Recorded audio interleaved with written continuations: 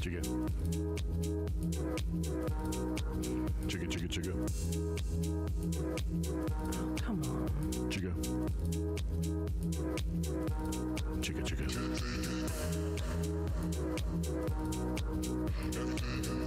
Chicka.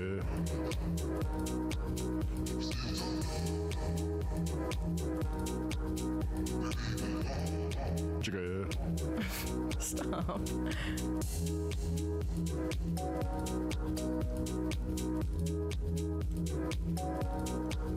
I gotta get this shared.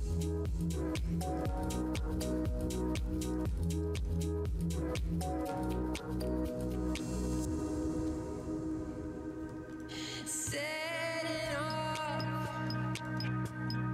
Time to go. Engines running. We're on our own. Running on an endless road. Reaching for something we used to know. If I had another chance, I'd make things right. I see the light behind your eyes is fading now.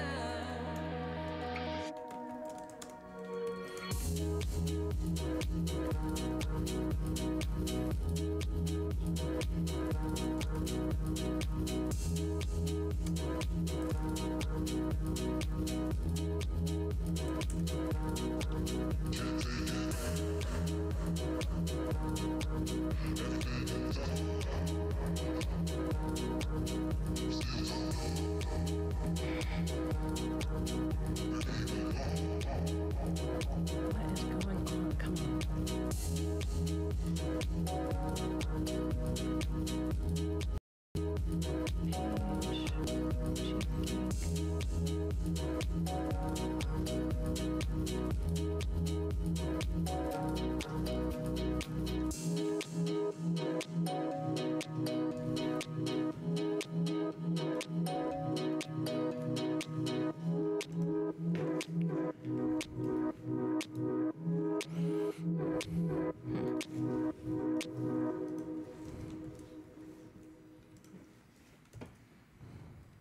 Yes.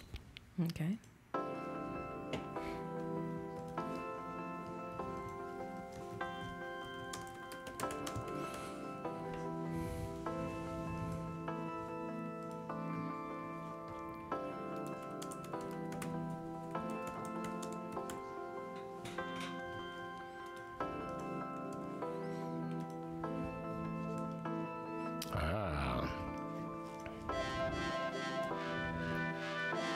Jessica's here. Prospero's here. Cool. HF Vid Shots is here. What's going on? Prospero's all French. Yes. Yeah. Oh. So, yeah. We're getting powerfully close to getting started. Okay. So, like we usually do, can you hear us? Can you see us?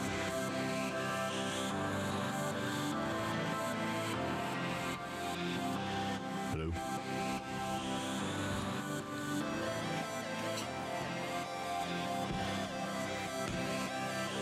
Goodness.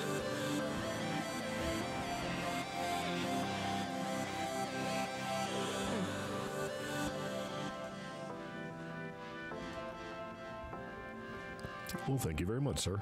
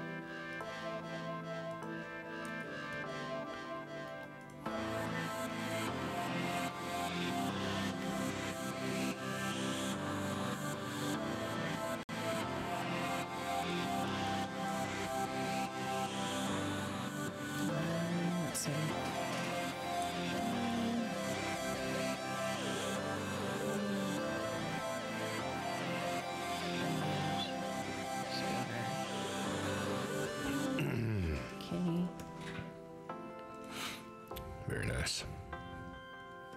There we go.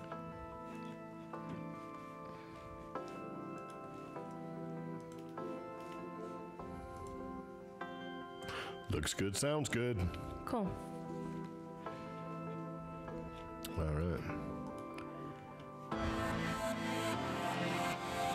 Yes.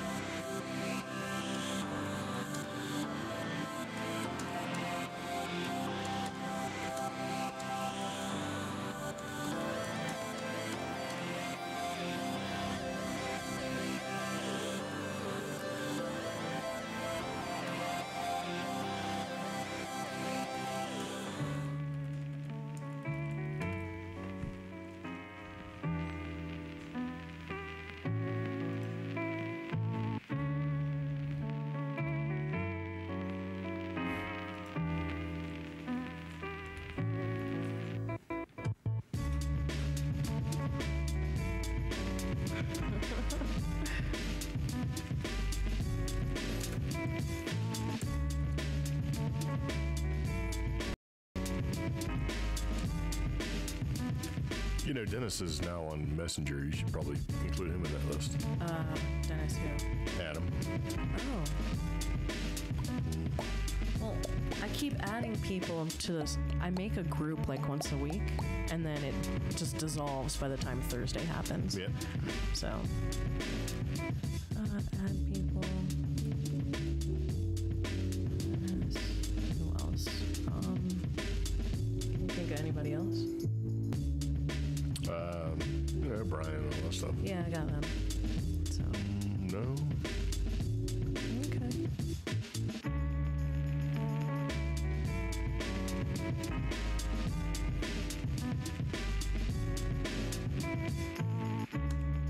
Sweet. Brittany's here. Katie's here. Hello. Prospero says hello to everyone who's watching. Very nice. Yeah. Ooh. He's trying a new recipe. Chicken with rum. Very nice. It is Sunday. We like to do a Sunday dinner action, and what we do is we record the show while we eat, or before we eat Sunday dinner. Yeah. We usually do a baked chicken because everybody likes baked chicken, especially Pepper, who's Being salty Yeah. again. So, yeah. So what are we having this time for dinner? I don't know. You put it in the oven this time. It's a chicken. It's obviously a chicken. Like you can't. What'd you open there? I don't know what that is. What is that in there? It's a chicken, It doesn't have breading and doesn't look like a nugget. and it's not upside down. Yeah. Yeah. Shut up. If you do it upside down, you should only cook it upside down for about an hour. Keeps it moist, and then you flip it over so that the rest of it cooks evenly. I'm usually in such a hurry to get the dinner started that I don't understand. I think you top stand or there and you look bottom. at the wings and go, I don't know how are these things okay. You picture them flapping in your head and go, all right, boom. Well, that makes sense to me. Well, it's upside down. So you're like, man, this breast is not very. Oh, that's the bottom of the chicken. That's the chicken's back. Okay. It's chicken back. Not to be confused with nickelback. Ew. Which Yeah. nobody wants to eat. So. Yeah. Oh, chicken back. But I wonder how chicken with rum, how that's gonna taste. Like I don't once know. the rum like cooks down, Cooks out. Once the alcohol cooks out, probably tastes Yeah. pretty good. is it sweet? Be tangy. Be almost like a jerk chicken. I don't know. You should probably ask Prospero. He knows. Yeah. Jay's here. Brian's here. Who? Okay. So, We were just telling people, could you pause the podcast till my dinner is cooked? Well, as much as we try to do what we can to appease the audience, that ain't happening, Slick, because we're on a time crunch as well, because our chicken will be done. I don't remember. I put it in there. I didn't pay attention, so I'll have to stab at it with a thermometer to figure out if it's done. So probably during the first or second commercial break, somebody's going to run over and dump some vegetables in there with that chicken. and by somebody, do you mean Pepper? No. Oh. Pepper is already too salty and would ruin the flavor of our chicken. It's salty. Dirk's here, and he says the rum is gone. Mm-hmm. Yes. It depends on the rum that you put in there. Ooh, okay. Oh. It depends on if rum gets put in a pot or goes in me first. Either way, it goes to the same place. That's absolutely true. I can see that. Yeah. Very nice. We'll be starting the show in 4 minutes. 15 viewers. That's true. We have 15 viewers. Who are these people? Yeah. Let me see. Greg's mic isn't that loud, and I have everything at full blast. I don't know why it's not that loud.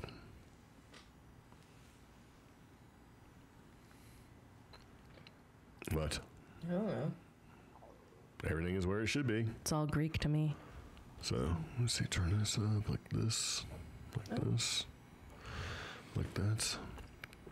I deliberately turned it down because mine's usually Because way his too loud. voice is so bass, it actually cancels me out. Yeah. Bass, bass, bass, like that. No, more like you're very manly. Well, that's true. All right, let's fiddle with it. Keep talking. Okay. I'm just Whoa. listening to you do stuff to your Whoa. microphone. Yes. Oh, we need some sound test banjos.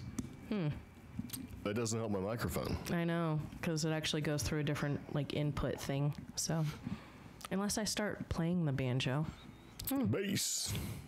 How's that? you sound fine to me. Bass, bass, bass, bass, bass. So, that's right, Jessica. No fiddling, because every time things get fiddled with. There we go. Oh, well, Kitty says it sounds fine to her, and with her audio, she has to have everything equalized out. And That's true. so, yeah. Well, anyway, it should sound fine. Yep. All right. Dirk says, crank it. We're not calling tech support.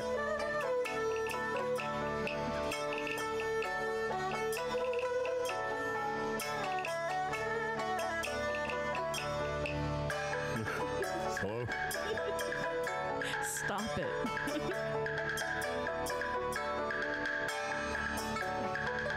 You like that, right? It's nice. No, I don't. Want some more bass in the old No. in the old banjos? It's nice. Throw a chihuahua at you.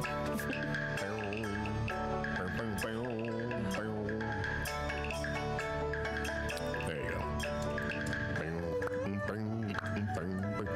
See you later, HV Vid Shots. Cornbread says, call tech support. No. Jay Andrews says, Omi has a new computer. Also, no.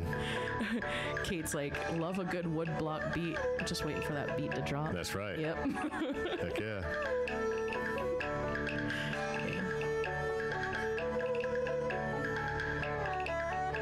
Yeah, it's not that bad, actually. My wiring is not that bad. So, where's my phone? I don't know. Let me see. Hey, let me remove this Skittles wrapper.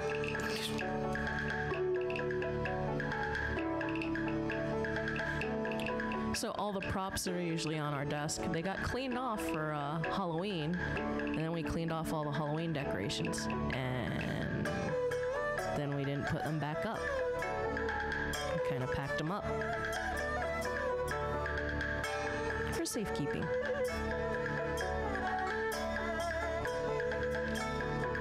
Oh. So Prospero's dinner is cooked, so we now may proceed with the podcast. Oh, very nice. Yeah.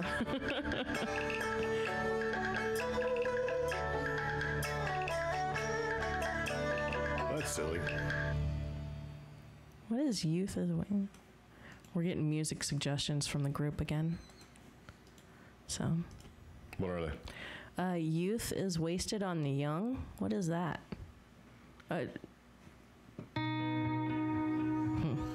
That's what that is. Okay.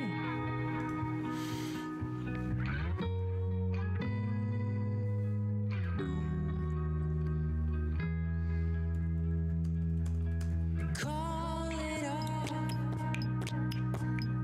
let it go, all for nothing. I should have known. I made mistakes.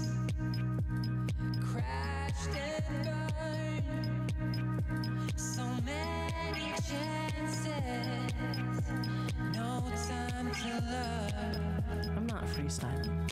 Freestyle. No. Another way. This thing is angering me. Things right. Try to take a picture. It won't let me. I will be coming back again. Dirk insulted my wiring. Okay. Insulted my wiring. I guess the only way I can take a picture is if I just take a picture through CREEPGEEK. No. No. And hurry. No. And you don't tell me to hurry. It takes what it takes.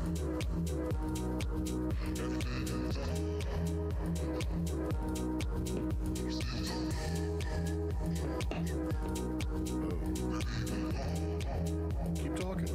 About what? About whatever you need to talk about whilst I do this. This is Nothing part to of what you talk do. about. So Tell them how your day was. Where did you go? What did you do? And then I'll take this picture and cut you off and we'll start. I went hiking with the dog. Yes. Nice. I got a good 4 miles in Yes. along the Bosque, which for people who don't live in New Mexico, the word Bosque means basically alongside the river or the riverside. Does it? Yeah, I don't know what it means, but you keep seeing certain words a lot, and that's just what you figure out. So, yeah, what does Bosque mean?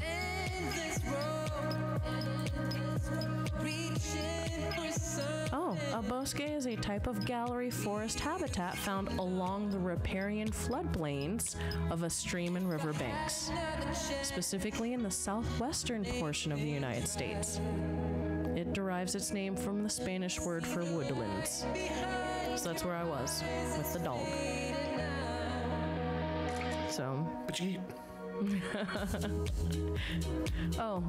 if you guys missed what's for supper, it's chicken again, but It's a whole baked chicken. whole baked chicken, I need you to play it.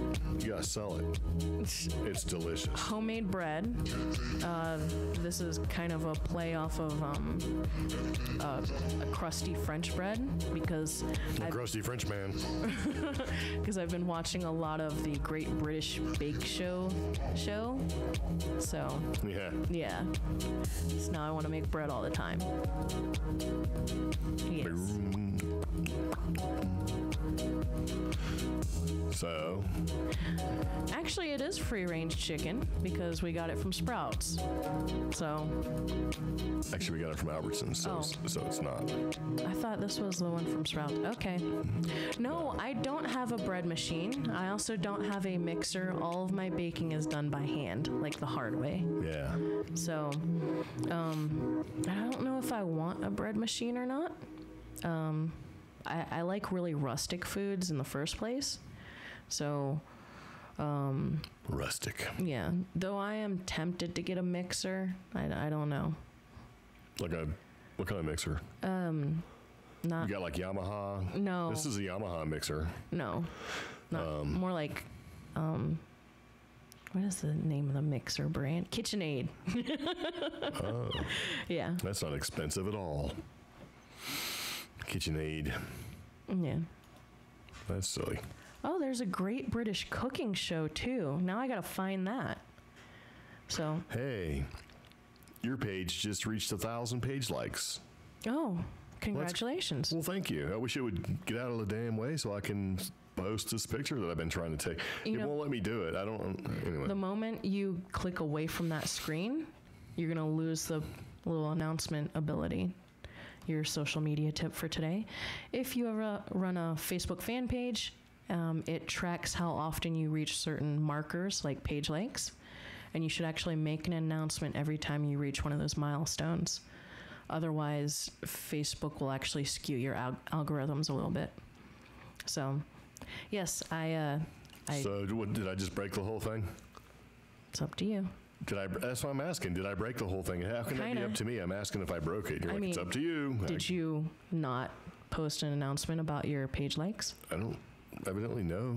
Okay. So what does that mean? I'll try to fix it later. I broke the whole damn thing. Trying to take a stupid picture to show for Dirk. Dirk.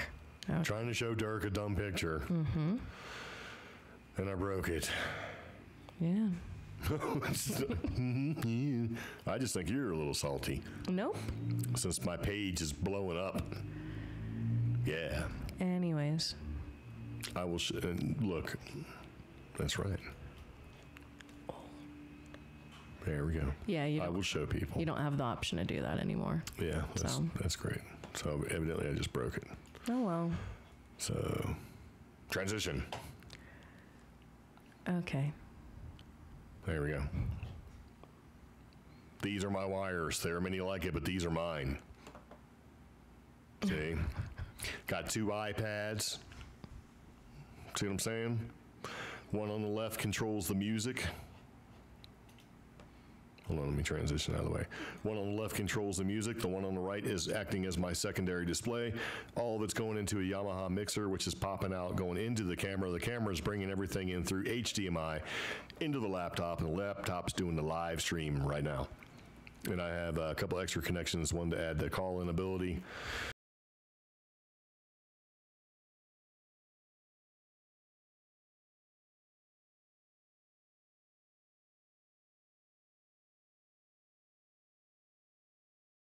Yeah.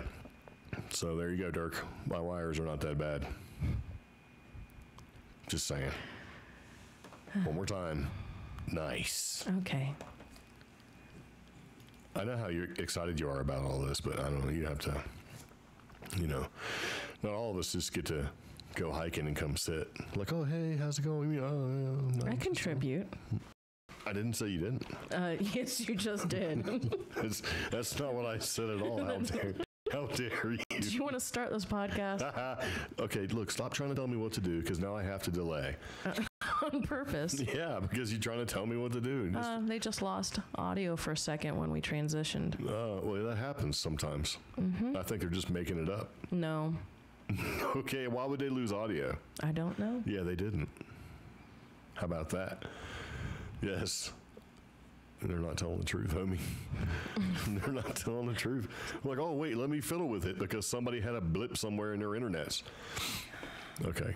So they're saying we lost audio. How can you lose audio? We haven't done anything to lose audio. Is the audio still gone? I don't know. So we lost audio. I don't know. What does that mean? Can you hear it or not? Hello?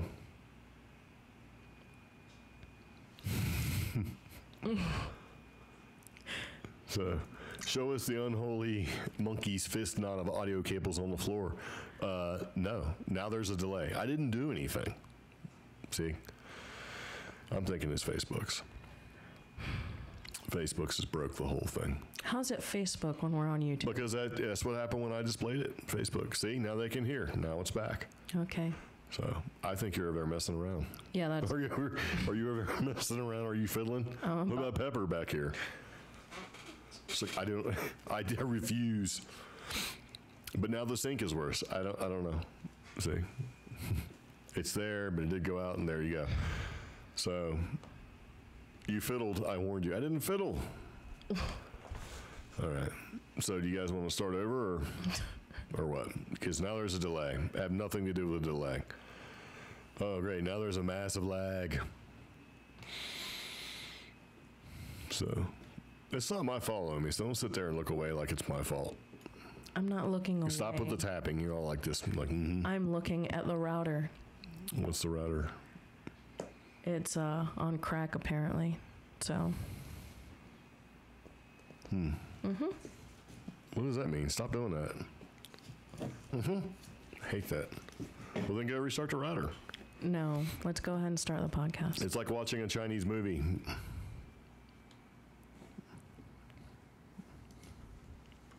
But the lag, man. The lag is going to correspond with the video. So, maybe it'll get better. Actually, what does this say our stream health is? I don't know. Not very good.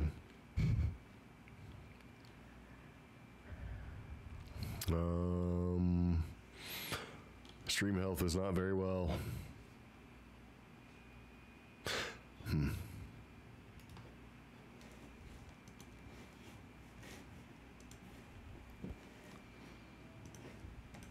See if it'll come back.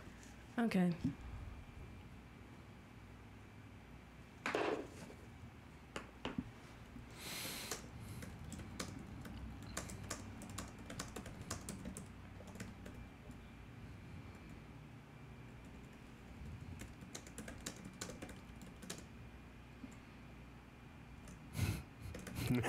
Stream health as you have died of dysentery.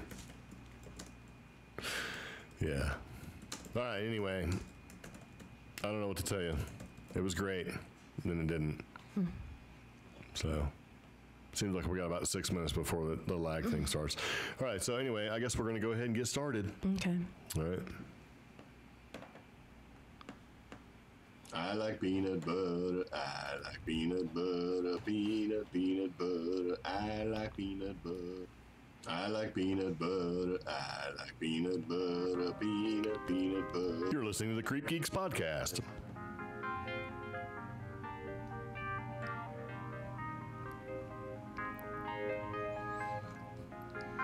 Today's podcast is brought to you by Audible. Get a free audiobook download and 30-day free trial at audibletrial.com/CreepGeeks.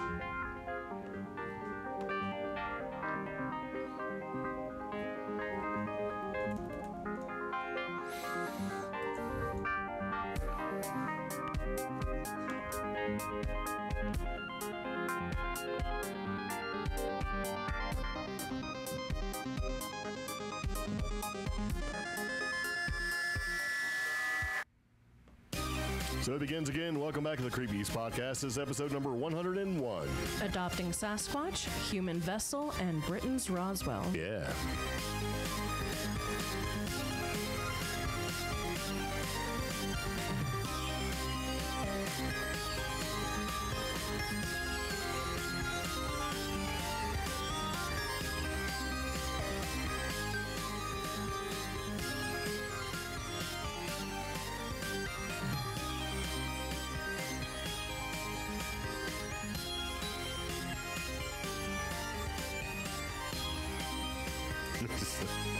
This is so silly.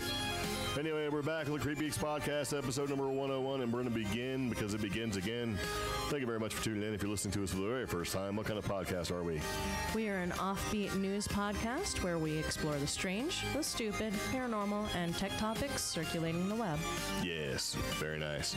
So anyway, as we try to do every Sunday, is just to live stream the podcast and record it. So if you're listening to it via audio means, it sounds super tasty. But the problem we have a lot of times is lag, man, and started out great. Now we got lag. So for those of you who are watching right now, I don't know what's going on, but I appreciate you sticking around. Yeah. Yeah. So anyway, it begins again, episode number 101. We got a couple of interesting things to talk about with you today. Hopefully you'll find it interesting. And if they do, or if you do, and you do think it's interesting, you should leave us a review somewhere. Anywhere you listen to the podcast, we'd appreciate it. A little 3 to 5 star review. Yep. We accept, not a big deal. And, iTunes, SoundCloud, Google Play, anywhere you can basically find a podcast, you can find us. We're there. Yeah. Or you can watch on YouTube's, because we do have the YouTube's channel. So you have options there. We're all about options here. We're givers.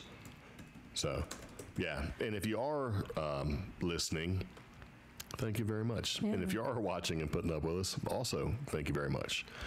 So, yeah. Now we got all the thank yous out of the way. Last podcast was our episode number 100, which is kind of a big deal for us. Now we're down to 101. Yes. It's just getting more and more. And just so you know, for October, we wound up having way more downloads than usual. Every time we do the show, every month, bigger and bigger and bigger. And for those of you who stick around and have been listening to us, very much appreciated. That's yes. Right. We give till it hurts. And we try to interact with people who are watching the live stream and comments. And so, very nice. We have a new subscriber named Johnny Martinez. According to the Google, it's popped up and said, you got a new subscriber. I'm like, what? Great. Yeah. So I think that's 7, 8 people. I don't know. It's like 40 or something, or 50, something like that. We need to hammer down a future contest for subscribers. So that's just my opinion. Okay, we'll figure it out. Let me know. Okay. Submit it to the boss. No. Boss is taking a nap. Yeah. So everybody's all like talking to each other in the chat. Very nice. What's up? What's up, guy? What's up? So anyway, getting back into the podcast, I kind of thought this was interesting, and so I put it in here as something. actually, you put it in here or something, but I still thought it was interesting. We like to do an interesting random factoid. Would you like to tell people what this interesting random factoid is for this particular episode of the Creep Geeks podcast, So number this- 101? Yes. This interesting factoid, I actually want you guys, the listeners, if you know more about this, please contribute. Email us, contact at creepgeeks.com. Contribute. But this interesting factoid is that there are 2 American cities that have recently adopted Sasquatch as their official mascot. That's pretty Dun, cool. dun, dun. Whitehall. I'm smelling the money. Can you smells it? Yeah. I smells the money. Whitehall, New York, earlier this year adopted Bigfoot or Sasquatch as their Sasquatch. official mascot. And then recently, within the past month, Marion, North Carolina adopted Sasquatch as their official animal. So I thought that was really interesting considering this year, Marion, North Carolina kicked off their Bigfoot Festival. First ever Bigfoot festival got really huge. And it was, they were not anticipating how huge it would be for such a small town as Marion. It's like making a video and it goes viral. You're like, holy crap, we're not ready for this, right? Yeah. Well, what about that place in West Virginia? Or is it not West Virginia? It's like southwestern Virginia, the wood booger. Oh. Which is just gross. Yeah. Yeah, they're like, oh, hey, we seen a wood booger. Wood booger is another word for Bigfoot. Yeah, but Or Sasquatch. the thing is, Marion, North Carolina has a population just over 7,800 people. But I think the Bigfoot Festival almost doubled or tripled that. In the region, I should say. People were Dang. staying all over just to come to the festival for a day or two. But they thought the proclamation idea was different, you know, that it was an interesting thing to declare this Bigfoot as their official animal. It's like, we don't need a raccoon or a squirrel or Yeah. anything like that. We're going to use Bigfoot. And this all starts because in August 2017, Bigfoot 911 claimed they had seen a Bigfoot running around in a forest in the state.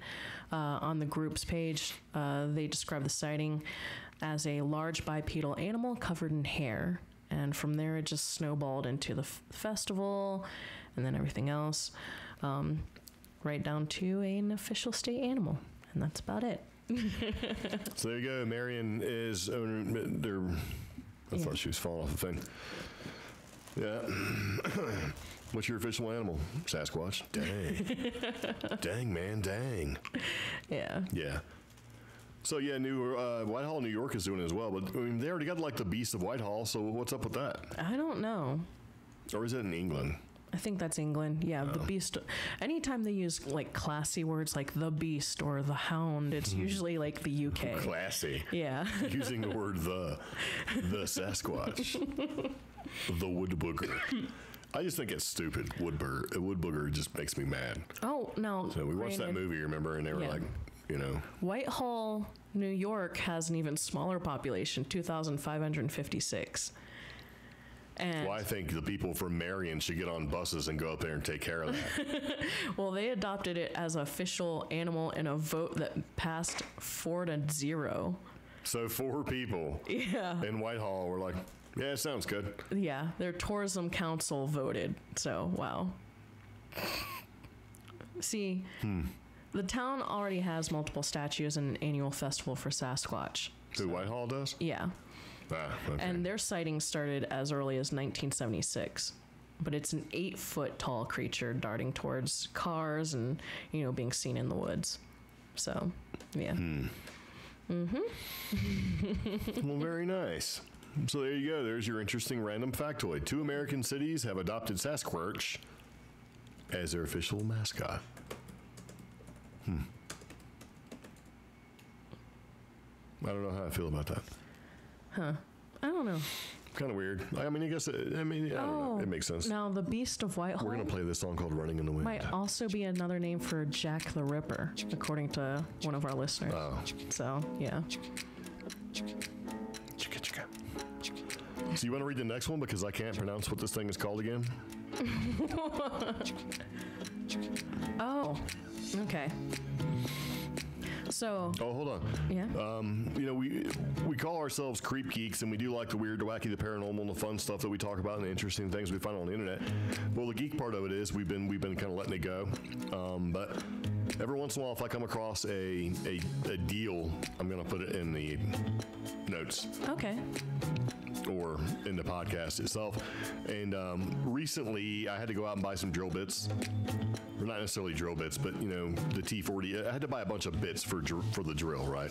Our Yeah. screwdriver thing, because we're working on our van, because we're going to customize it and all that stuff. And I had an epiphany today that I need to talk to you about, that I might be changing the entire layout of the van, because it just struck me. I'm like, what? I'll give you a little hint. Murphy bed.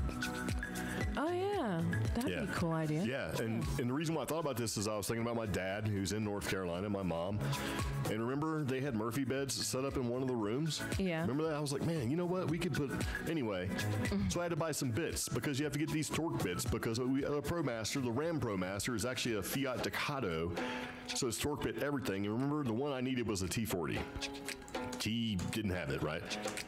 So I went out and we bought that set of bits. Do you remember how much they cost? No.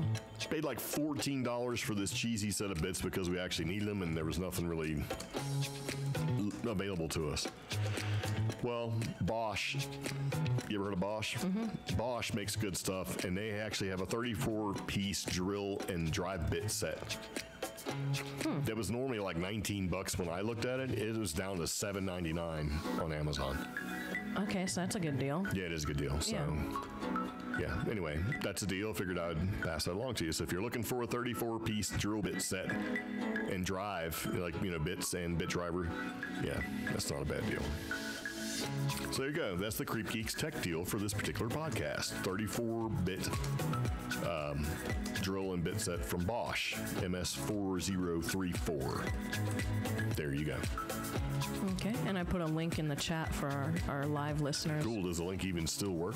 I don't know. That's a good question. Yeah, I should probably test that, because when I put it in there, I'm like, yeah, and I don't know if I actually tested it. So. I usually test it, but sometimes things change. Oh, yep, it works. Very nice. So, yep. So there you go. If you need a 34-piece drill and dry bit set, get one from Bosch. It's actually pretty decent. Okay. So, and it's dumb because you always need that one bit, right? We needed the 40, and I remember it's when silly, man. you I were was trying so to do mad. something for the Great White Buffalo, and we ended up having to drive back to a store just for One freaking bit. And see, that's what happens. bit. It's like Yeah. the two sockets I lose the most and I need the most are a 13 and a 14 millimeter. And one of the last times I did bother to clean out the garage, I found two 14s and then immediately lost them a half hour later. And they know that too, because when you go to buy one socket, they're like, you can buy a complete socket set for like $56, or you can buy one socket for 10. You're like, come on, man. It's a thing. So anyway, in the news, we talked about this before, the mysterious interstellar asteroid. Umamu. Mysterious interstellar asteroid could be giant artificial solar sail sent by aliens looking for life. Yeah, so here's the deal. They don't know what the hell this thing is. It went from being, a comet, and they're like, nope. And then they're like, okay, so if it's not a comet, it's an asteroid. And they're like, nope. And then they're like, well, it's exhibiting the symptoms of being a comet or an asteroid or both. So they're like, okay, well, nope. And then they're like, it's a derelict spacecraft that came from another universe. Yeah. And then they've been scanning it and listening to it and all this stuff, And now they're like, what if it's, one person is saying it could be a giant artificial solar cell. Like sail, Okay.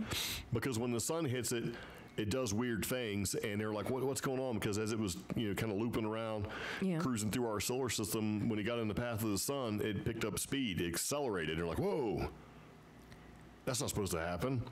But it could just be warmer particles accelerating faster. I don't know.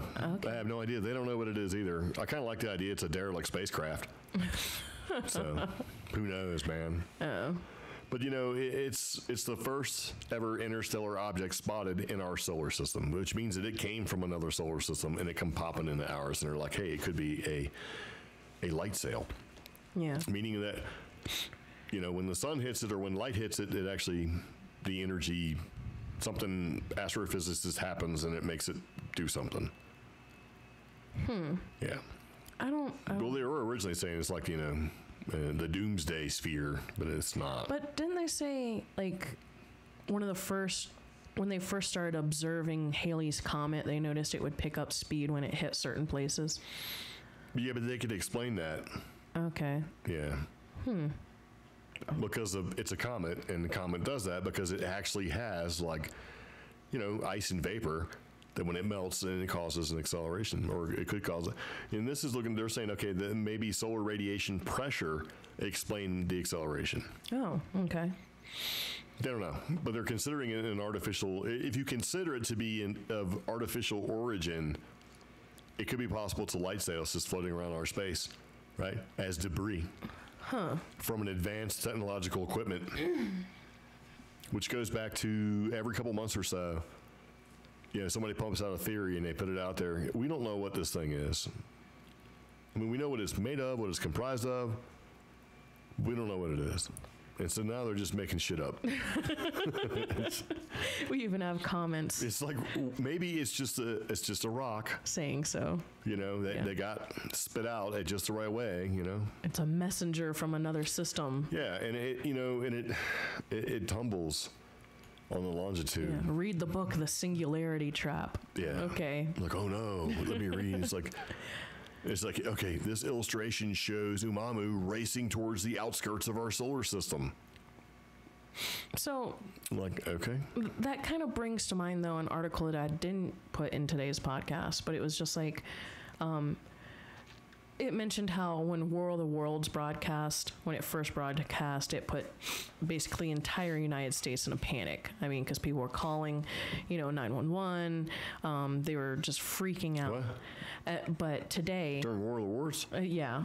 They weren't calling 911. 911 technically didn't exist, but they were calling all Well, yeah, they were calling like the police authority- stations and But today, I mean, what if suddenly this thing tilted slightly and showed us a better angle and we saw, I don't know, an alien surfing on it, or it turned out to actually be a UFO? That'd be a huge alien because the I know. thing's about a half mile long. But what if it does turn out to be a spaceship? How are we going to respond? We're gonna activate our secret space force, which has already been in existence since basically the 40s. Take them down. But And as use a our raise culture, gun. Beep, beep, beep, beep, as a beep. culture, or as a civilization, Well, as a civilization, here's what happens if we have full disclosure. There's going to be a small segment of society that's going to go ahead and commit suicide. They're going to kill themselves. really? Yeah, there always is. Okay.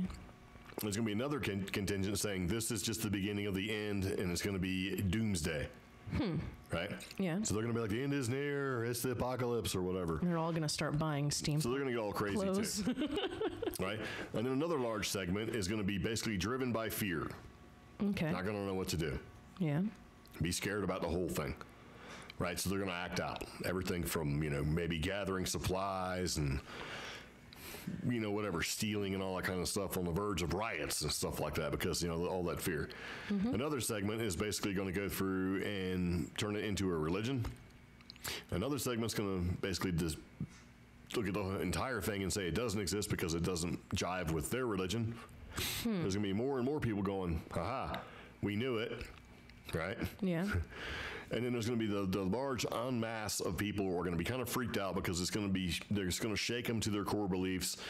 But I don't think that's really going to have any real effect. And it's just going to be, I think, business as usual. With a bunch of small sort of outcrops of weirdness going on, I don't think that as a whole, this society is going to break down. Yeah, with that. Just because somebody says, holy shit, there's an alien. And that last group that you mentioned, it's going to, shake them up a little bit, but, business as usual.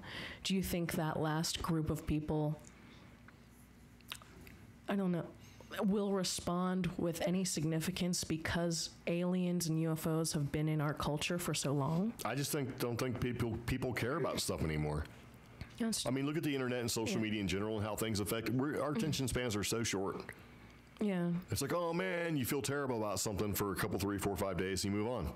So you're saying the aliens would have to release a Kardashian or Paris Hilton tape to get any attention? No, I just think that, as long as, I hate to say it, but as long as it doesn't affect you directly, you don't really give a shit. Even more so now than ever. You know, like you're like, oh man, that's terrible. Glad that's not me, and you just kind of keep on moving on because there's so much stuff that happens just on the daily that you can't really care about everything. You know what I mean? So you kind of got to put it in perspective and say, how does this affect me? And I got to go to work, and I got to do this, and I got to do that. Yeah. And then when it doesn't, you stop caring. And then when it does affect you, you're like, oh man, and people will sympathize, and they're like, oh yeah, that's terrible, but it doesn't affect them either. So then they just kind of go on. I think It's not until something huge happens that it'll like unite the planet. I mean, if this thing came cruising down and took out like half of Europe, it'd be a different story. okay. You know what I mean? But if this thing, this half-mile long shard hit somewhere, I don't know, I'm trying to pick up like Siberia, right? And it took out a big chunk of Russia. Kazakhstan. Yeah, it'd be like, oh man, that's terrible, and it wouldn't be a big deal. But I mean, you'd have to, it would, in order to get people to kind of unite and sort of figure out what's going on. Yeah. And be more aware of it and be at the forefront, be the forethought of everything. It's going to require a huge sort of devastating thing. I think I'm in that group where it's going to kind of shake you to the core, but in the sense that... I'm not, because it's going to be like, crap, I knew this shit was real. Yeah, but it also makes you go, wow, as a single individual human, I am so insignificant in the grand scheme of things. Well, yeah, and it also is going to be like, wow, now everything I believed is so silly compared to everything else that is out there. You know, like when you look back on like archaic times, Yeah. like if you go back to the Black Plague where you had, you know, the doctors and physicians of the time that would go out there, even the people that would claim the dead bodies and get them out, Yeah. you know, so they could be burned because of the plague, and they wore the long mask with the big long noses, and they stuffed herbs and, and stuff in the noses, right? Because that would protect them against, you know, disease, because that's what they believed, and we're like, that's stupid. That's what's going to happen with everything that we know. Right? So when you look back on it, or when you look back and like, wow, everything we believed is dumb compared to a more advanced view. You know what I mean? Yeah. Yeah. That was just like the weirdest example I can think of. It's kind of like, you know, if you went all the way back in time and you got a caveman and you whip out a big lighter and you light fire in front of him, they're like, oh my God, I believed it came from the gods. You must be a god. And, you know, there's even more and more theory now that the word God, you know where that came from? What? Guide. Oh. You know what I mean? Yeah. So if we've been visited and we had visitors, right, like the Anunnaki and all that stuff, and, you know, because every society, every culture, every civilization has somebody who shows up of great intelligence and trains these people, whether it's agriculture or animal husbandry or whatever, right? Yeah. And that person is a guide. But over time, it got turned into God, I think. So now, do I believe that, you know, there's a God out there, there's a unifying force that controls everything? Sure. I think there's something. You know what I mean? Yeah. I mean, because you have to have equal and opposite forces, man. You got to have light, you got to have dark, you got to have yin, you got to have yang, you got to have man. I mean, see, all of that stuff's in there, but there is something that has to hold all of that in check. There you go. That could be your God force or whatever. Yeah. So, I don't know. We have some interesting stuff showing up in the chat about Do I need to ban people? I will ban people. So here's the question or scenario. You're an astronomer looking for NEOs, near Earth objects, and you see a huge asteroid on a certain collision course for Earth in the next 24 hours. What do you do? Well, you die in 24 hours. Yeah, but do you notify everybody? To do what? If you're the astronomer that discovers this? Oh, if you're like the one person that knows? Yeah. You know, would it really matter? No. No. I mean, I would call everybody I know Yeah. and let them know how I felt about them, Oh. you know? And Yes. that'd be about it. But do you tell everyone and risk the chaos that would ensue, or do you keep it under your hat and let everyone live their last day in peace? That's what I'm saying. I would I would do what I need to do to make peace, but I would let everybody else just, hey, you wouldn't know what happened, right? I don't know. Well, I mean, would you really want to cause that much chaos? That's the part that I'm torn about. Because there would be somebody, trust me, there would be people out there be like, you know what, 24 hours, last day on Earth, I'm going to do whatever I want.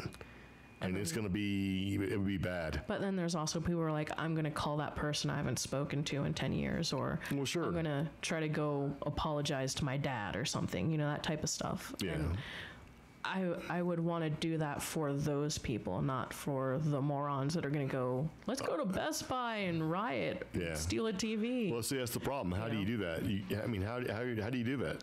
You Yeah. can't. And then there was another silly question. If the aliens arrived and they said, take me to your leader, who would that be? Well, that's the thing. Yeah. Why would they want to go to your leader? I don't know. Yeah, they don't care. Yeah. So, You know what I mean? It's like, who's in charge here? And they're going to do one or two things if they haven't already been here. Who's in charge here? Well, I'm in charge. They're going to kill him. Now you're not in charge. Now who's in charge? No, seriously, that's what, you know, and that happened with a lot of, you know, colonization and stuff. And Yeah. people would show up and they're like, you know, where's your chief? And then they would just kill the chief. And then like, oh my God, what do we do now? You know, because the chief's a living God for most cultures, right? and that's why Prospero recommends that we tell them lizard person Justin Bieber is in charge. Yeah. Yes. Now, I don't think necessarily that if somebody showed up, I mean, I think it's going to be well apparent and obvious, if this is even a possibility, that we've been researched upon for a long time.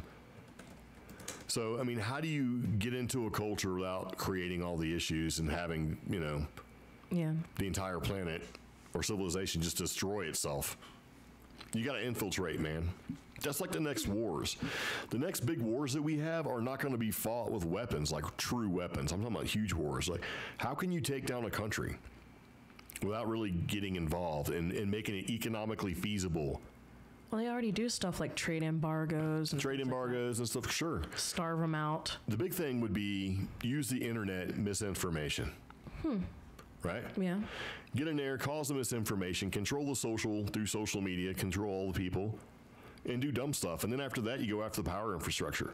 If you turn all the lights off in a country and they stayed off for weeks, and they're so reliant on, I mean, what's going to happen? They're completely vulnerable for a long time. Didn't we do that in the whole little region that Saddam Hussein was in? What, turn power off? Yeah, we turned the power off. Well, that's the first thing you do is Yeah. you actually, you create a social divide, and then you get the infrastructure, and then you do a diversionary tactic.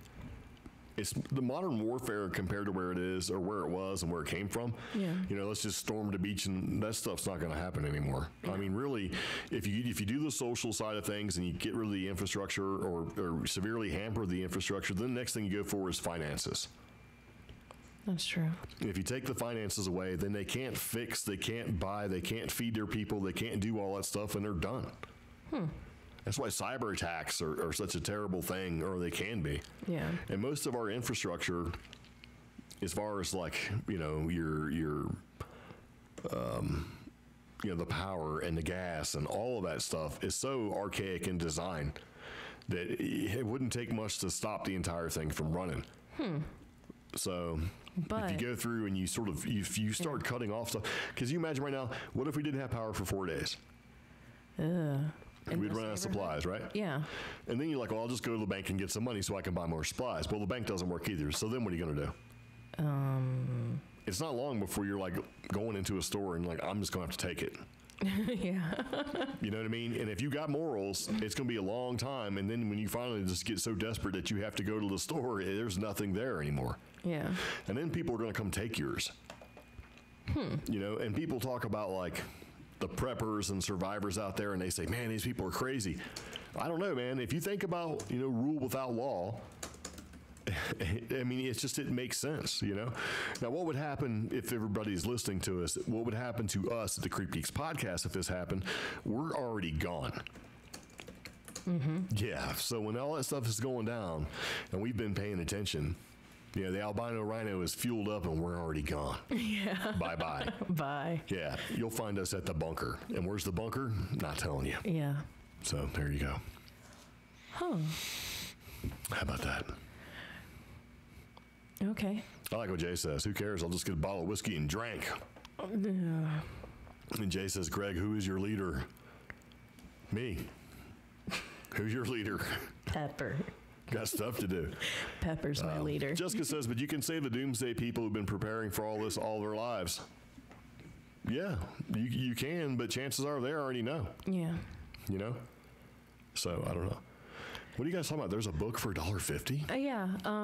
Prospero recommended a good book along the lines of what we're talking about, and that book is called The Dig. So it's basically a large rock there a body. link? Yeah, I put a link in there. Cool. A large rock body that enters into Earth's orbit, and then it turns out to be an alien spaceship. Like the moon? Holy crap. Now, It's the moon. this book actually came out in 1996. It's got some very good reviews on Amazon. Really? Yeah. And Is it available on Kindle? yes, it is. Oh, wait, no, hold on. It's available in audio. Audiobook. Yeah. What is that? Audio. I don't So know. wouldn't it be Audible? Not necessarily. There's no Audible link. That's why. Weird. Yeah. So Weird. you can get a decent paperback of this book for as little as $1.20. Make it happen. Yeah. I So don't see the link, so I don't know what you're talking about. I'm adding it to my, or you can get the hardcover for 10 cents. I'll take the 10-cent hardcover, please. But I got to see how much shipping is. So The shipping is $700. close. How much is shipping? $19.95. $5. Okay. So yeah. But I think I want to, yeah. Well, for those of you listening to the audio podcast, you'll find a link in the show notes. Mm-hmm. Yeah. Oh, I'm looking at it right here. Yeah. Hardcover, 10 cents. Nice. Paperback, $1.20. Mass market paperback, 99 cents. Audio cassette, $23.75. Unknown binding. I don't know what that means. $10.25. It means that the seller didn't fill out enough information when they posted it on Amazon. Oh, it's a LucasArts Entertainment Company book. Yeah. Interesting. So if we look at all the buying options, you can get this book for $4.94. Nice. We should add that to the cart. Arrives between November 9th and 19th. Yeah. I'm doing it. Don't worry. Okay. I am. I'm interested in that kind of thing. Yeah. So there you go. Excuse me. So getting back into the podcast, we don't know what the hell that thing is. That shard whipping through space. Yeah. So, speaking of the unknown, as in we don't know what it is, when we come back after this break, we're going to talk about an unknown being in a human vessel. And you're listening to the CREEPGEEKS podcast.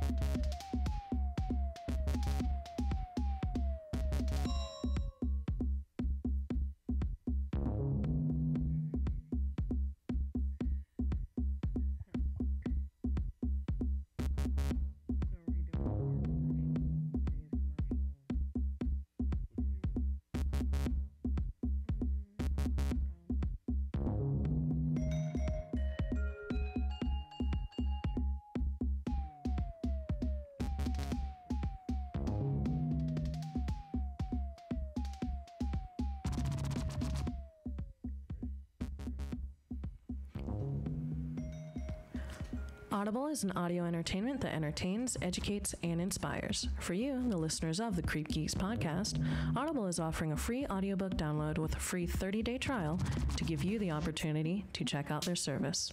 To download your free audiobook today, go to audibletrial.com/cheapgeek. Again, that's audibletrial.com/cheapgeek for your free audiobook.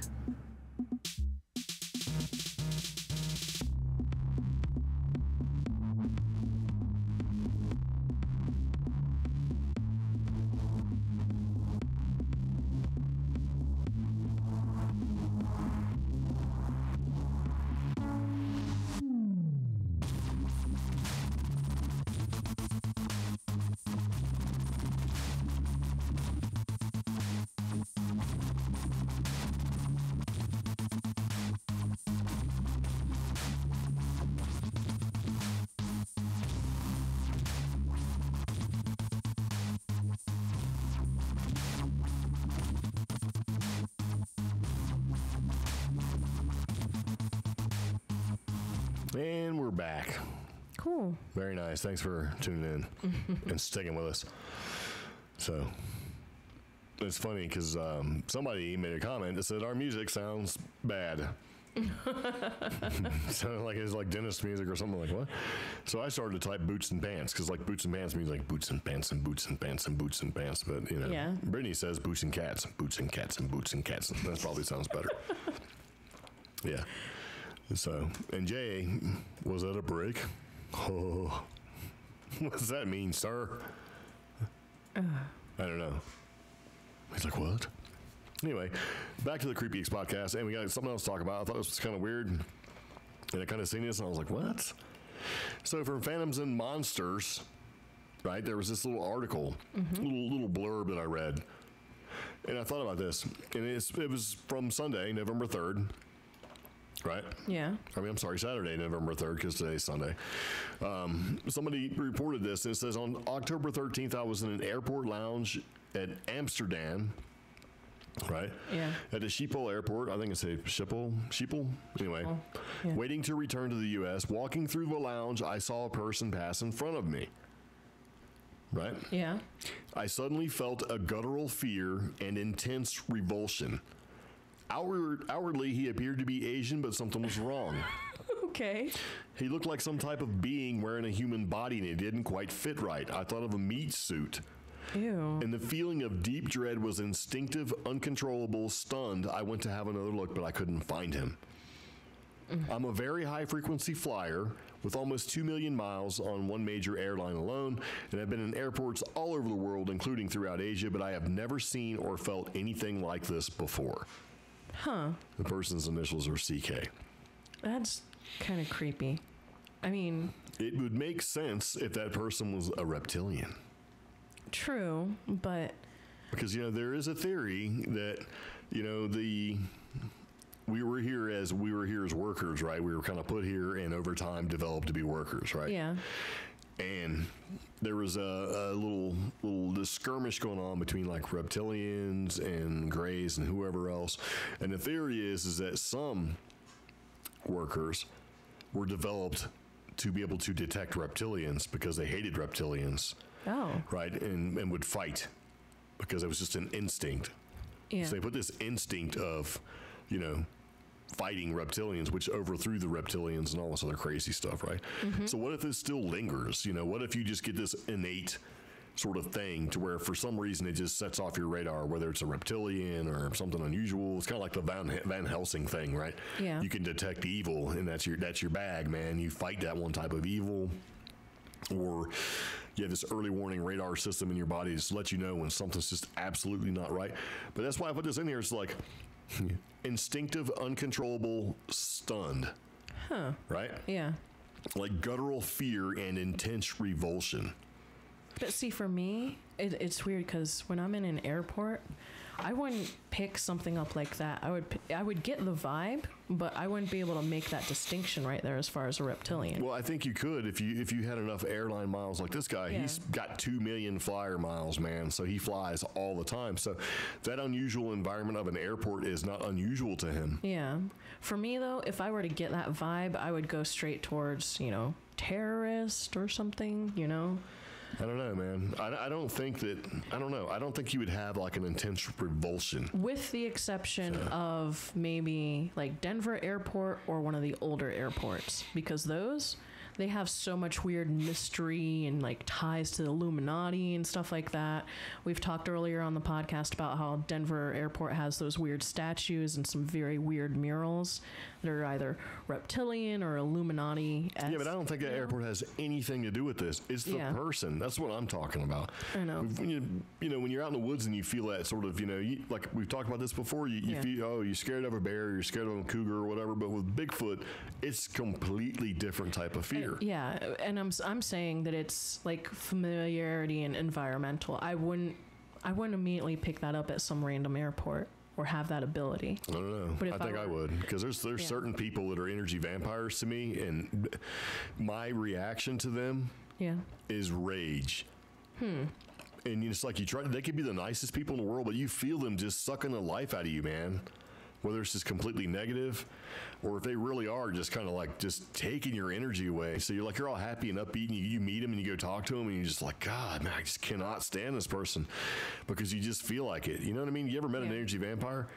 Yes. And I think part of the self-defense mechanism that I personally have is just anger. Like I want them to stay away from me. So whatever I got to do using anger or whatever to make them completely aware that I do not want them around me so that they'll leave or leave me alone or not interact with me. And I can't help it. You know, I try to be nice, seriously. And I really want to be nice, but what if you just can't? What if you biologically are just predisposed? I can't, how you say it?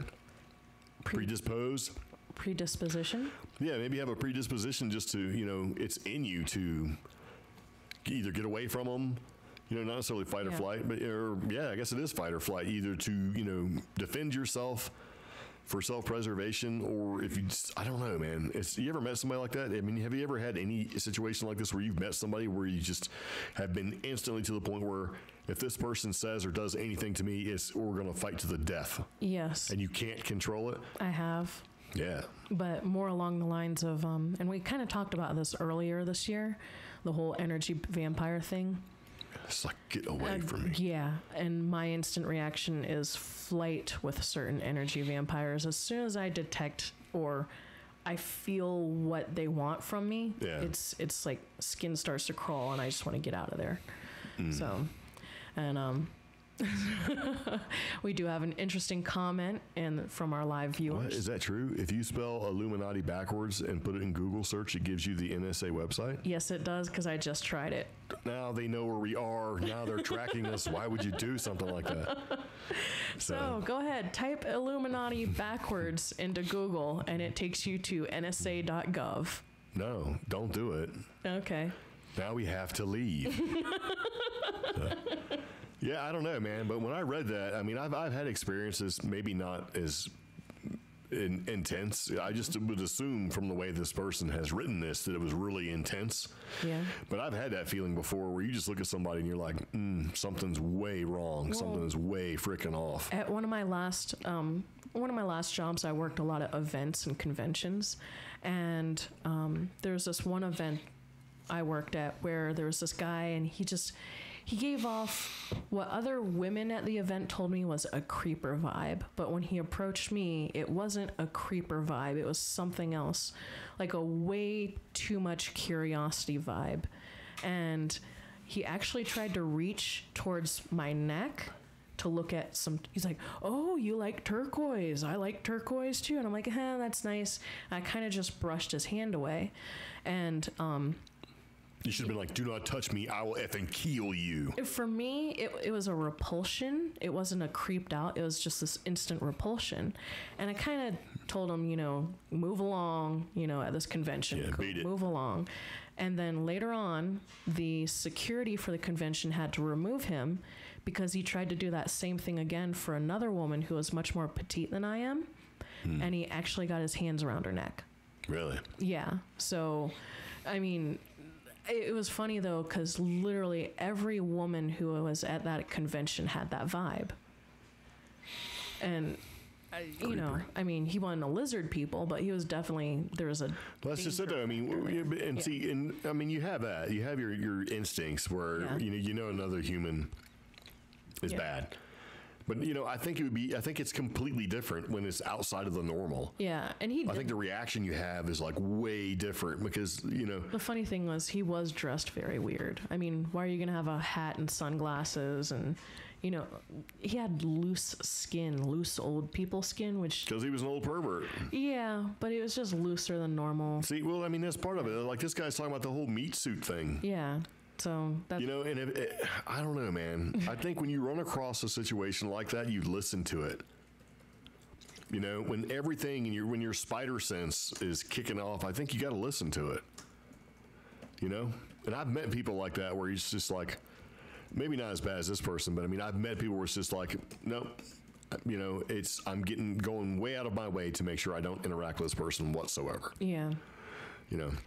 And a lot of it is like, do you still listen to your hunches? And little kids are good at this. Little kids, if they don't like somebody, they don't like them. They don't know enough about the world to have any other reason to dislike this person. You know, like they wouldn't know, oh, I borrowed $5 from this guy, never gave it back to him, and they have this like, you know, hatred or whatever. Little kids are just instinctual. And if the little kid doesn't like you, there's something wrong with you. And I'm not talking about like they don't like you because they're just unfamiliar with you, and eventually they warm to you. If a little kid like physically just does not like you no matter what, then there is something wrong. Yeah, and they may not be able to vocalize it or express it. It's instinctual. In the right way. And it's an instinct. We train kids to not do that. We train them out of that. We're like, oh, you know, hey, this is Mr. So, you know, we train them out of that instinctual sort of feeling that they have, and they start to grow out of it. Yeah. Because we don't want them to judge. We don't want them to, you know, all of that stuff that we train them like, oh, don't judge a book by its cover, and don't do this and don't do that. You know, that's what a little kid needs to survive. Yeah. You know? And my little brother, it's funny, the whole training him out of it. My little brother had that skill very, very well when he was little.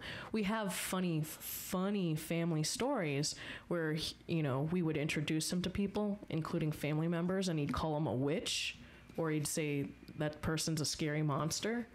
And honestly, he was right. But he was a little kid. He didn't know how to vocalize that this person was just not a good person, or that no matter what, me and him, when we'd be around that person, we'd have a creepy vibe. And we get trained out of it. My mom scolded him so hard because that's what they do. You know, he called a distant relative a monster. They probably were a monster. And they were a complete weirdo, you know. Well, I mean, it's okay to be a complete weirdo. Yeah. You know, but a monster, I don't know. I think that, I don't know. Well, yeah, they were just weird. They were terrible people, so. Stranger danger. Exactly, so. Yeah. It puts the lotion on his skin. What's the password? Oh, here we go. It's like, by now. Yeah. So, what we did, we lost a couple of people. They're like, the old NSA thing. If you type that in backwards, they're like on. Oh, wow.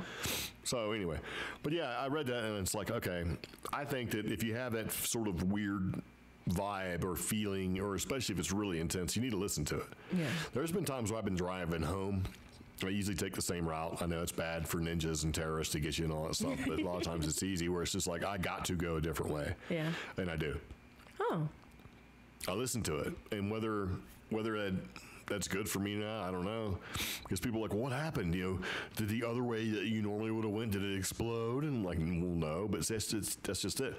You never really know. Yeah. You know, you take a different way home or whatever, and you altered some things a little bit, but does that actually change anything, or is this what you were supposed to do? Who knows? Yeah. I mean, I get that feeling a lot around here in Albuquerque, and I would try to go with it. The problem is I don't know Albuquerque well enough to make it home safely. Yeah. But the times I fought that instinct, something would happen, like I would be stuck in 1 hour traffic on Montano, or, you know. Montano? Yeah, Montano. Or Alameda would have some serious accent and there's no way around it. And it's go with your gut. Try to find something. And when I couldn't, I would actually just pull over and just, hey, there's a PetSmart right here. I've got a bad vibe about driving. Let's just walk around in PetSmart for 10 minutes until the feeling goes away. And you come home with like garbage from PetSmart. This is a parsley dog treat. Ooh, yeah, they'll love it. These are pumpkin spice flavored dog snacks. Yeah. So. Dog is like, what did, no, I'm gonna But eat this you know shit. what? I came home okay and nothing bad happened. Yeah. So. Just spent money on pumpkin spice dog snacks. Very nice. Yeah. It's you. Oh, so this was just an interesting thing that I found, and it struck me as funny because when we think of the state of Texas, I usually think of, you know, a little bit of a positive gun culture, and I appreciate that. I'm really big into the Second Amendment.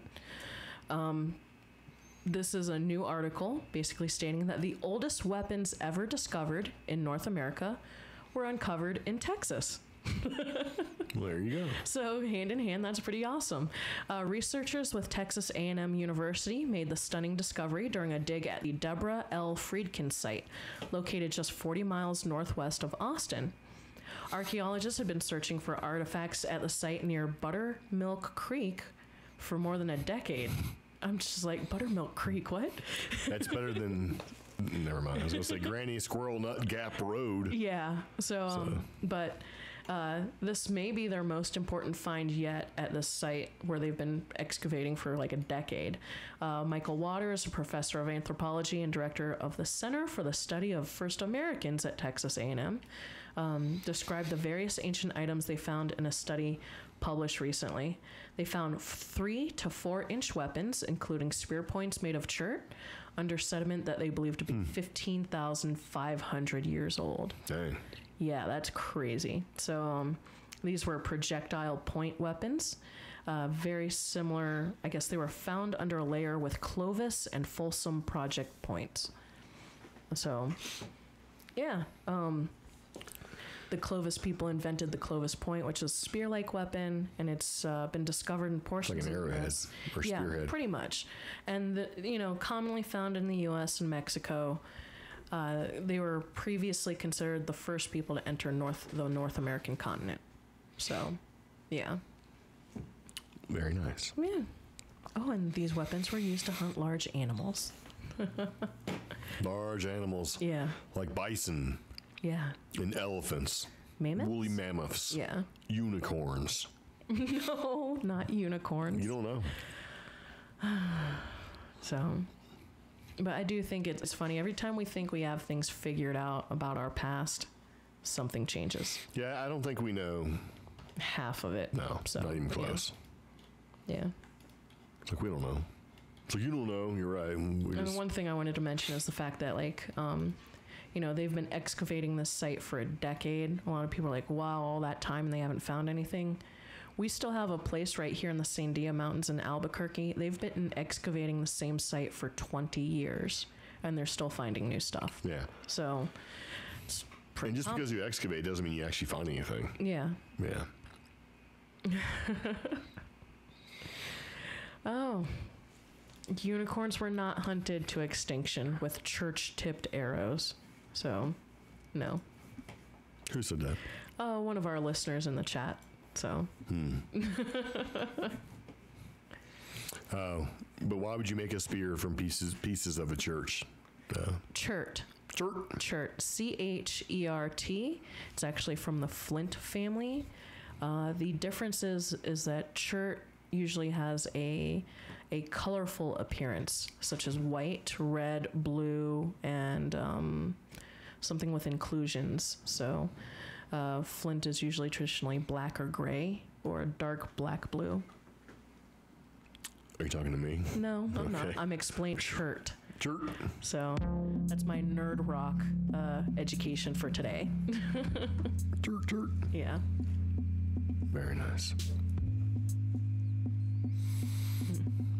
Well, I think we're going to need to go ahead and take another little break. Okay. Because I'm starting to smell some chicken. And it should probably be checked upon to make sure that it's actually okay. All right. Because as we do here on Sundays when we actually record this podcast and do a little bit of a live stream, when we get done, we have a big Sunday dinner. And we actually eat, at least one good meal a week, because you should. And ours this time was chicken. Chickens. It's like it's always chicken, but I like chicken. Well, it's Sunday, so. Yeah, there you go. So we usually talk about this with live stream before the show actually starts, before the podcast is being recorded, but I thought I would share. So anyway, we're going to take a quick break. We'll be right back. You're listening to CREEPGEEKS Podcast. Okay.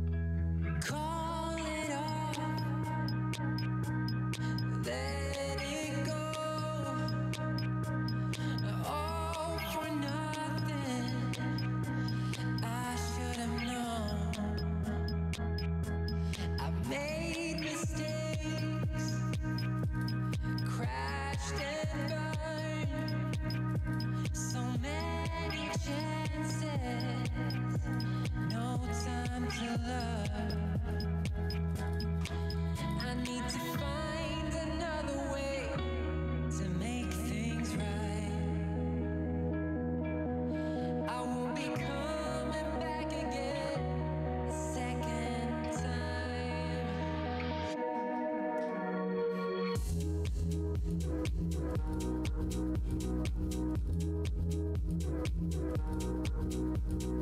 And we're back. So just in case you were wondering or worried, our vegetables are now in with our full-blown whole baked chicken. Life is good. And last week we had a super tasty German chocolate cake, which was super tasty. That's what I forgot to get from the store. What? Stuff to make dessert. We have a dessert mix. We do? Cake mix. But we have no frosting. What? Yep. Okay. I'm open to a lot of things. Cake without frosting? That's just bullshit. Well, So we what are can't you do supposed that. to do? I'm just saying. You know, some people like cake without frosting. They're like, oh, it's great. No, it's not. Okay. Yeah. So we have nothing for dessert today. Nope. We'll just eat Halloween Starburst. I'm so sick of Halloween candy. Well, maybe if we get done with the podcast, we can make we can do something about The treacherous trek to Walgreens. yeah, the treacherous trek to Walgreens. Like, you will travel many mile. Right? So 1 mile, right? All right, anyway. Welcome back to the CREEPGEEKS podcast, and we're going to begin where we left off. And where we left off, we were talking about some different things. Texas has the world's oldest, or not world's, North America's oldest discovered weapons was in Texas, which is very nice. Now let's talk about Britain's UFO hotspot. Britain's Roswell, if you will. Yeah. It's called Rendlesham. I couldn't say that one to save my That's life. why I said that. Rendlesham. Why can I say some words, Rendlesham. but not other words? So I don't know. And it's at the Rendlesham Forest at RAF Woodbridge. It's Britain's Roswell, and they get more UFO encounters than what they had in the past. yeah. So there you go. Oh. And this happened October 29th, right? And it's an article from the Metro. It says news, but not as you know it. I don't know what that means exactly. But it said, did American airmen in Britain really see an eerie triangular spacecraft, right? With his eyes looking like with his lights looking like a glowing red eye near Suffolk in 1980. Yes. And Rendlesham Forest, the Rendlesham Forest incident is probably Britain's most famous UFO encounter, and aliens are still seem to be hanging around the site, according to UFO fans. Now, that's what the paranormal investigators Ghost Tech reckon after their walkie-talkies mysteriously stopped working as they investigated. And then they saw something weird. And then it got weird. Granted, it could have been the batteries, but of course the investigators are convinced it was aliens. Lead investigator Jeff Young said, on the first night we managed to not only see the lights for ourselves, but we also captured them on film. We were the only people in the forest, and we had to walk 3 miles through the forest to reach the location, so there are no roads or any other explanation for what we had witnessed. We saw the UFOs moving through the trees and again captured them on film, but this time much more clear than before. So they're showing off their findings in a YouTube series, and they did post a link, trying to get it to play.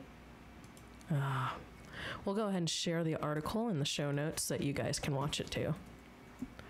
But these guys, the video, they interview a few people before they show the finds. You have to watch through all that stuff. Nice. Yeah, so the original UFO encounter at the site had been the subject of multiple films and documentaries, and even today, the revelation by one witness of missing hours during the incident made headlines around the world. Now, what's unique about the incident, sometimes described as Britain's Roswell, is the detailed accounts by serving military personnel. The events unfolded across 2 nights in December 1980 in Rendlesham Forest near RAF Woodbridge, which at time was used by an American Air Force. 2 American soldiers, John Burroughs and Jim Peniston, claimed to have seen strange lights like a huge red eye in the woods in Rendlesham in Suffolk. They approached the lights, initially thinking it was a downed aircraft, but Sergeant Peniston later described seeing a craft of unknown origin. Now, retired Colonel Charles Halt had made a dictaphone recording as the events unfolded and has since claimed that RAF radar personnel also detected the craft, but were unwilling to give statements until they retired. Which I can see. I mean, you know, you don't want anything to jeopardize your career, especially back then.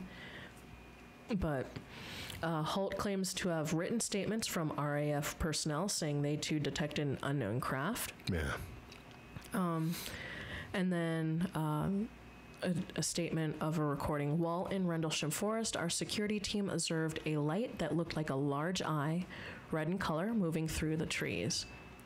After a few minutes, this object began dripping something that looked like molten metal. Yeah. The soldiers made drawings and descriptions of craft which resemble flying saucers. Oh, and that's cool. So, kind of like here in New Mexico with the UFO trail in Cuba. Yeah. They have a Rendlesham Forest UFO trail that you can follow. Nice. Yeah. So, skeptics claim that the marks of the UFO's landing are in fact rabbit holes and that the lights came from a nearby lighthouse or from an aircraft. That's, that's possible too. Yeah. But, I don't know. It's still up for debate. There's a lot of skeptics claiming, you know, that it wasn't what they thought it was. There was no alien ship and that it's all a hoax. And that's about it. But I think the reason I mentioned this was because I remember hearing that there's been some other accounts lately from Rendlesham Forest. Yeah. I think Mysterious Universe, another podcast, talked about it, that right in that same forest there was an increase about a year ago of missing time and accounts from World War II. Like, oh, yeah. Like, we talked about them on the last episode. It was, I think it was like a bomber. Yeah. Flying through above Rendlesham Forest, and people were like, "What is that?" And it was seen then not seen, then seen then not seen. Yeah, what is that concept called? We just talked about it on the last podcast. Yeah, if you hadn't said anything, I'd be able to tell you, but yeah. Dimensional ship rift. Yeah. Yeah. A couple of accounts of dimensional rifts, like people, like soldiers who were doing maintenance on the base and they drove off and drove back on and suddenly it looked like World War II again, you know? So that type of stuff. But I want to learn more about this because it seems like, you know, everybody's like all about Roswell, but then there's all these other places that are just as... Yeah, there's I mean, yeah, I mean... Yeah. Here, man, there's tons of them, but... I mean, like the Phoenix Lights in Arizona, that's got me really interested. And then, gosh, what's the other place? We have that place up here in Cuba and Farmington, New Mexico, where they claim that there was UFO sightings as well. It seems that Roswell over-dominates the conversation, but there's many other places you can go with, you know. There's an alien that's supposedly buried in Texas, and then there's one buried in southern New Mexico as well. Yeah. So why aren't these in the conversation, you know? And this place has so many accounts, like dictaphone recordings, and it had media coverage, like national media coverage at the time. Nobody mentions it. I mean, this is on a UK website. Yeah. So I think it's more than just Roswell. There's other events in our recent history that we could take a serious look at and, you know, find out more about this. Yeah, I want to go look at like the weird stuff. Like go to Texas and see if we can find the grave. Yeah. To that alien that was supposed to be buried there, and find like the, you know, find some of those like the lesser known things that we can go to, especially if they're, you know, meet a couple criteria. Easy to get to. Mm-hmm. Doesn't cost anything. Right. And hopefully there's a little bit of information on, but I mean, yeah. Well, like, that's like, when we first moved here to New Mexico, I found out that the Roswell incident didn't actually happen in Roswell. It actually happened just outside of it. And I did all this research and all this other stuff to try to figure out how to get there. And the information wasn't there. And then this year it gets published. Oh, well, here's the actual location, and now you have to, you do have to pay and sign up to go on a tour. Yeah, it was going to be like, I think it was going to be like, it was supposed to be $100 or something like that. Yeah, or worse, A piece. there was a UFO crash in Artesia, New Mexico that happened not long before or after Roswell. It happened around the same time. And It was before. yeah, right there in Artesia. The problem is, as soon as I hopped in the Trailblazer, printed out the Google directions, and used my phone, and before I knew it, I was on native land. So Yeah. I was on reservation land, and I was not supposed to be there. That's the pitfalls that I've been running into trying to Yeah. do some of these investigations. But I really want to see it because there are pictures floating around of this really cool crash site that I can't get to. So, Nope. yeah. That's terrible. Yeah. Very nice. Okay, well, anyway, I was looking through some stuff and I come across this, and every once in a while we have a rant, and I have one. And this is in the Washington Post, and I seen this, and I'm like, what are these people thinking? Okay. The school teachers who dressed up as Mexicans, right, and made a MAGA wall, MAGA is Make America Great Again, Yeah. wall for Halloween have been suspended. Okay, I got to hear more about this because I don't know the full story just from that. Well, I didn't either, so I looked at it and I'm like, okay, what now? and here's, okay, whether you believe the president is good or not, or whatever, this is besides the point, right? Mm-hmm. So an Idaho superintendent has issued an apology and placed 14 people on paid administrative leave. That's like Right. half a school. Yeah. After staff at a public elementary school dressed up as Mexicans and a border wall for Halloween. Okay. So the images began circulating on social media. They depict more than a dozen adults dressed up into two groups. You got the Mexicans and you got the wall. Uh-huh. Yeah. So this is in a town. This is Middleton Heights Elementary School, town about 7,500 people. It says 30 miles west of Boise. One group dressed up as stereotypes of Mexicans, replete with maracas, ponchos, sombreros, and fake mustaches. Mm-hmm. And the other group dressed up with segments plastered of the Make America Great Again slogan on the wall. Okay. Yeah. So here's my rant. Did they not know that dressing up like Mexicans is not funny? That shit is racist. It is. I mean, look at them. It's a stereotype. And okay, so when you're dressed up like this, when you're dressed, okay, so we're in New Mexico, not Mexico. We're in New Mexico. Have you ever seen Mexicans wearing sombreros or New Mexicans wearing sombreros? No. Not unless they're in like a mariachi band or something like that, right? Yeah. And do they all have the big mustaches and wear the falsa blankets as ponchos? No. And you have maracas? That shit is racist, man. Yeah. And that's the problem I have. Yeah. They thought it was okay to dress up like that, and then, we'll make the wall section to make it okay. Wait, so they made the wall section to make it all right? That's terrible. That's kind of the thought I have. I'm looking at it, I'm like, well, hold on a second. So they're disparaging these people, and then they have a wall. Mm-hmm. And in the wall sections, they have like Statue of Liberty, I don't know, American stuff, and it's like this whole thing. What the hell made them think this was okay? I don't know. And I know it's Idaho, but I mean, come on, man. I mean, we live in such a racially triggered culture right now, society right now. This is odd. I mean, look at the picture. This is like. I mean, it's been. There's been. Would you be offended if you were? I'm offended, and I'm not even Mexican. There's been a campaign culturally for the past 3 years in America for not culturally appropriating other people's stuff, especially around Halloween.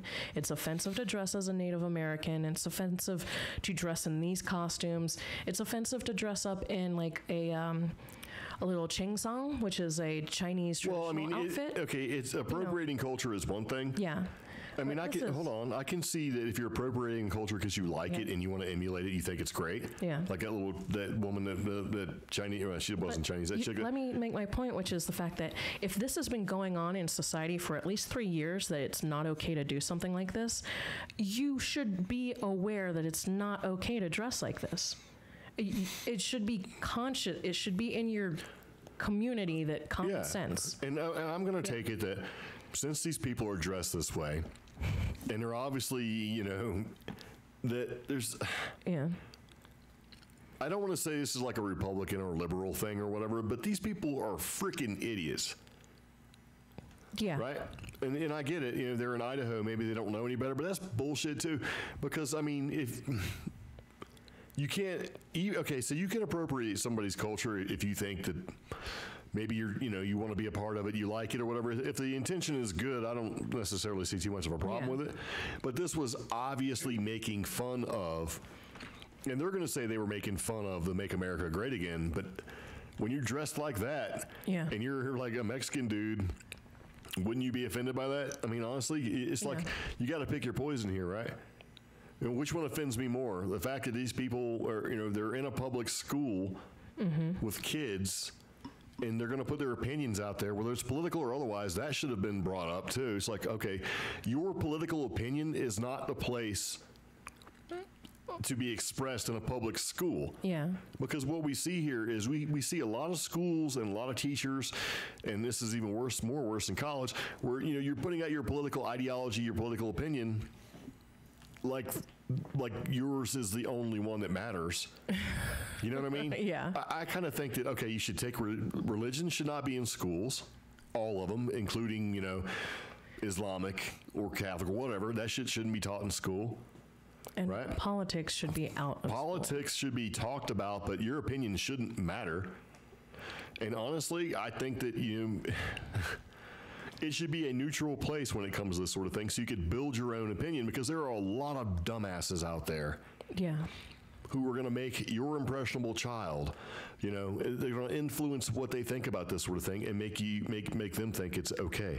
And it's not okay to dress up like a bunch of Mexicans. Yeah. I mean, like the only thing that would have made this picture worse is if they had sombreros, the blankets, big fuzzy mustaches, your typical, like, and the maracas and all that stuff. If instead of wearing, you know, clothes underneath the ponchos, which are Mexican blankets, they were like dressed as a burrito and a taco and an enchilada or something like that. That would be make it the worst thing. Yeah. It was. I looked at this, and before I even read anything about this article at all, when I put this in here, I'm like, why are these people dressed up like Mexicans? You know? Yeah. And then I read it's a public school. I'm like, well, that's great. And I'm like, oh, and it's an elementary school. That's even better. And it's like 14 people doing this. It's like, what? That's. Yet, you know, if you oh, well, you're too sensitive. No, there's a difference. There's a difference between, you know, trying to culturally appropriate somebody's culture, and then there's also a difference between, okay, well, hey, let's just go ahead and. You know, it was done in poor taste. It was wrong. Yeah. That shit is racist, right? And it's like the board later said that the investigation would continue. This type of behavior has no place in education and is certainly not tolerated here at Middleton School. Yeah. The situation is being taken very seriously, right? And this is an unfortunate incident of very poor judgment. Yet it's not indicative of the middle school district of our teachers as a whole. Bullshit.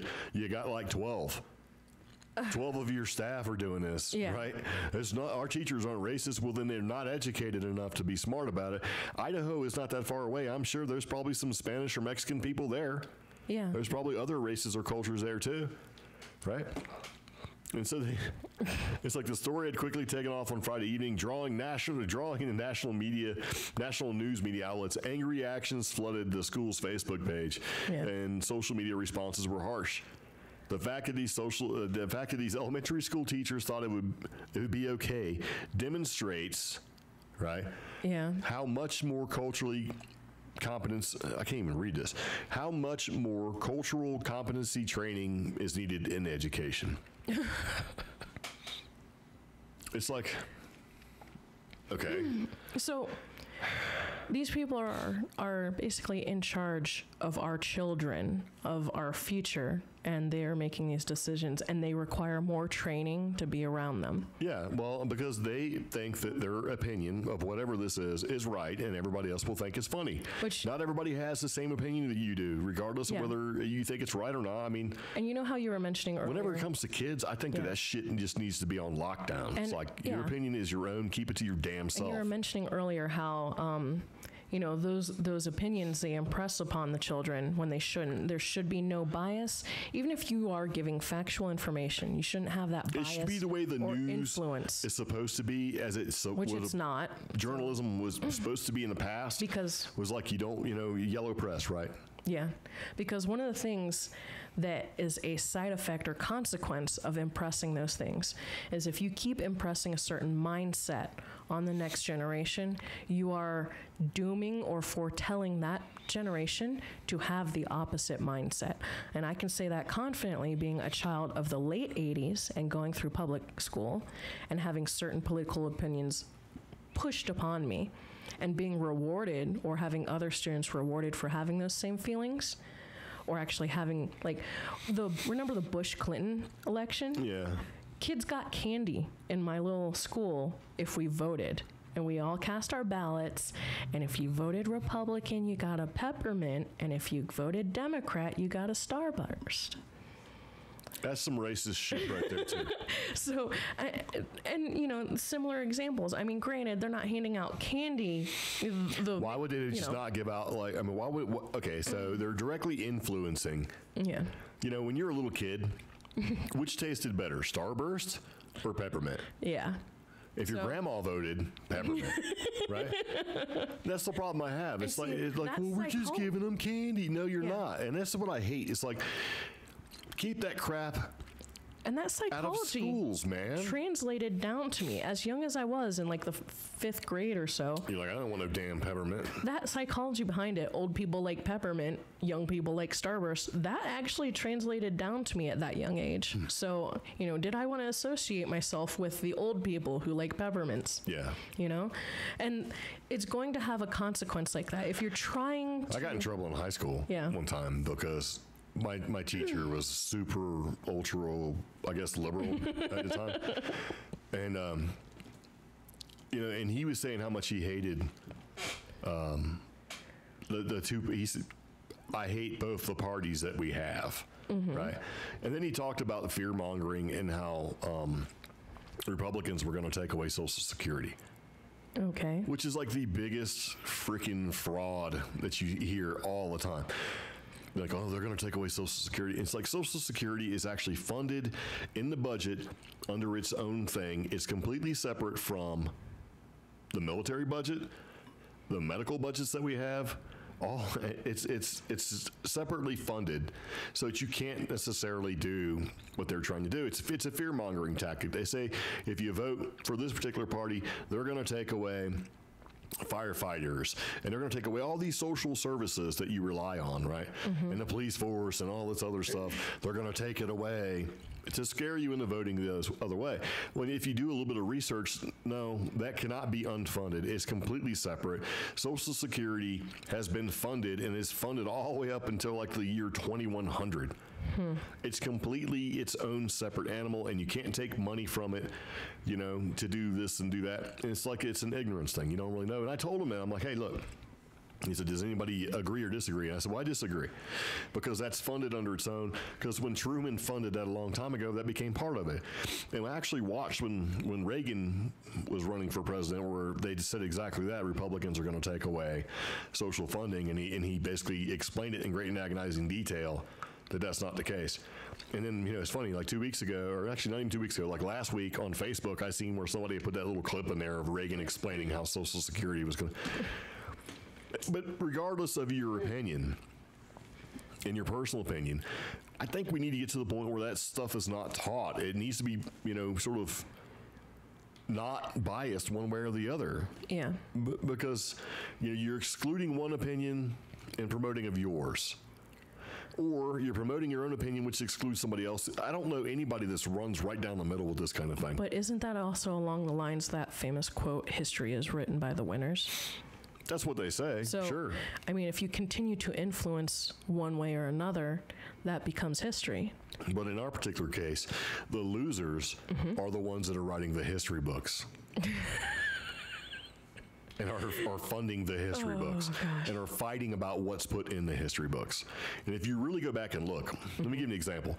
We both went to school in the Virginia Beach public school system, right? Yeah. I remember being in the first, second, third, into the fourth grade, where we were taught colonial history. Because we have Colonial Williamsburg, we have Jamestown, we have all of this stuff that happened way before Plymouth Rock, Yep. right? We were taught about the Witch of Witch Duck, Yeah. right? In great and agonizing detail, and all the curses and all that stuff that sort of happened. It was taught around Halloween because it was kind of interesting. And we were taught about Pocahontas and Captain John Smith. We were taught all that stuff in a lot of the details. And we were even taught that Jamestown is the first documented case of cannibalism in the colonies. Yeah. You know, you don't hear any of that now. It's basically taught that Pocahontas saved Virginia. You know, it's like, it gets so sort of, I hate the fact that they have to sort of pick and choose history and exclude or include facts that aren't correct, and they reduce, you know, what was like a week of learning about our colonial history in Virginia down to like, 2 pages. Yeah. And it's and they said, well, we want to make sure that we in other words, they said that they need to be culturally sensitive. Yeah. Is a reason why, because they didn't want to offend like witches or anything like that, right? And Native Americans also. But the history I learned wasn't so whitewashed. Where the colonials, Oh, but the you can't colonists say were great. whitewashed anymore because that's also a connotation there. See, well, I'm losing here, but I mean, it wasn't taught that way. It was taught that, hey, the colonies, they weren't good. They weren't good to the people. It wasn't like, oh, hey, and it's like, if you really want like Thanksgiving, right? Look up Thanksgiving and how that really went down. It wasn't like everybody says, yay, they showed us how to grow crops and we all got together and celebrated. No, we took all their freaking land right out of the gate. It's a thing. Oh, speaking of Native Americans, New Mexico had its own little Halloween faux pas.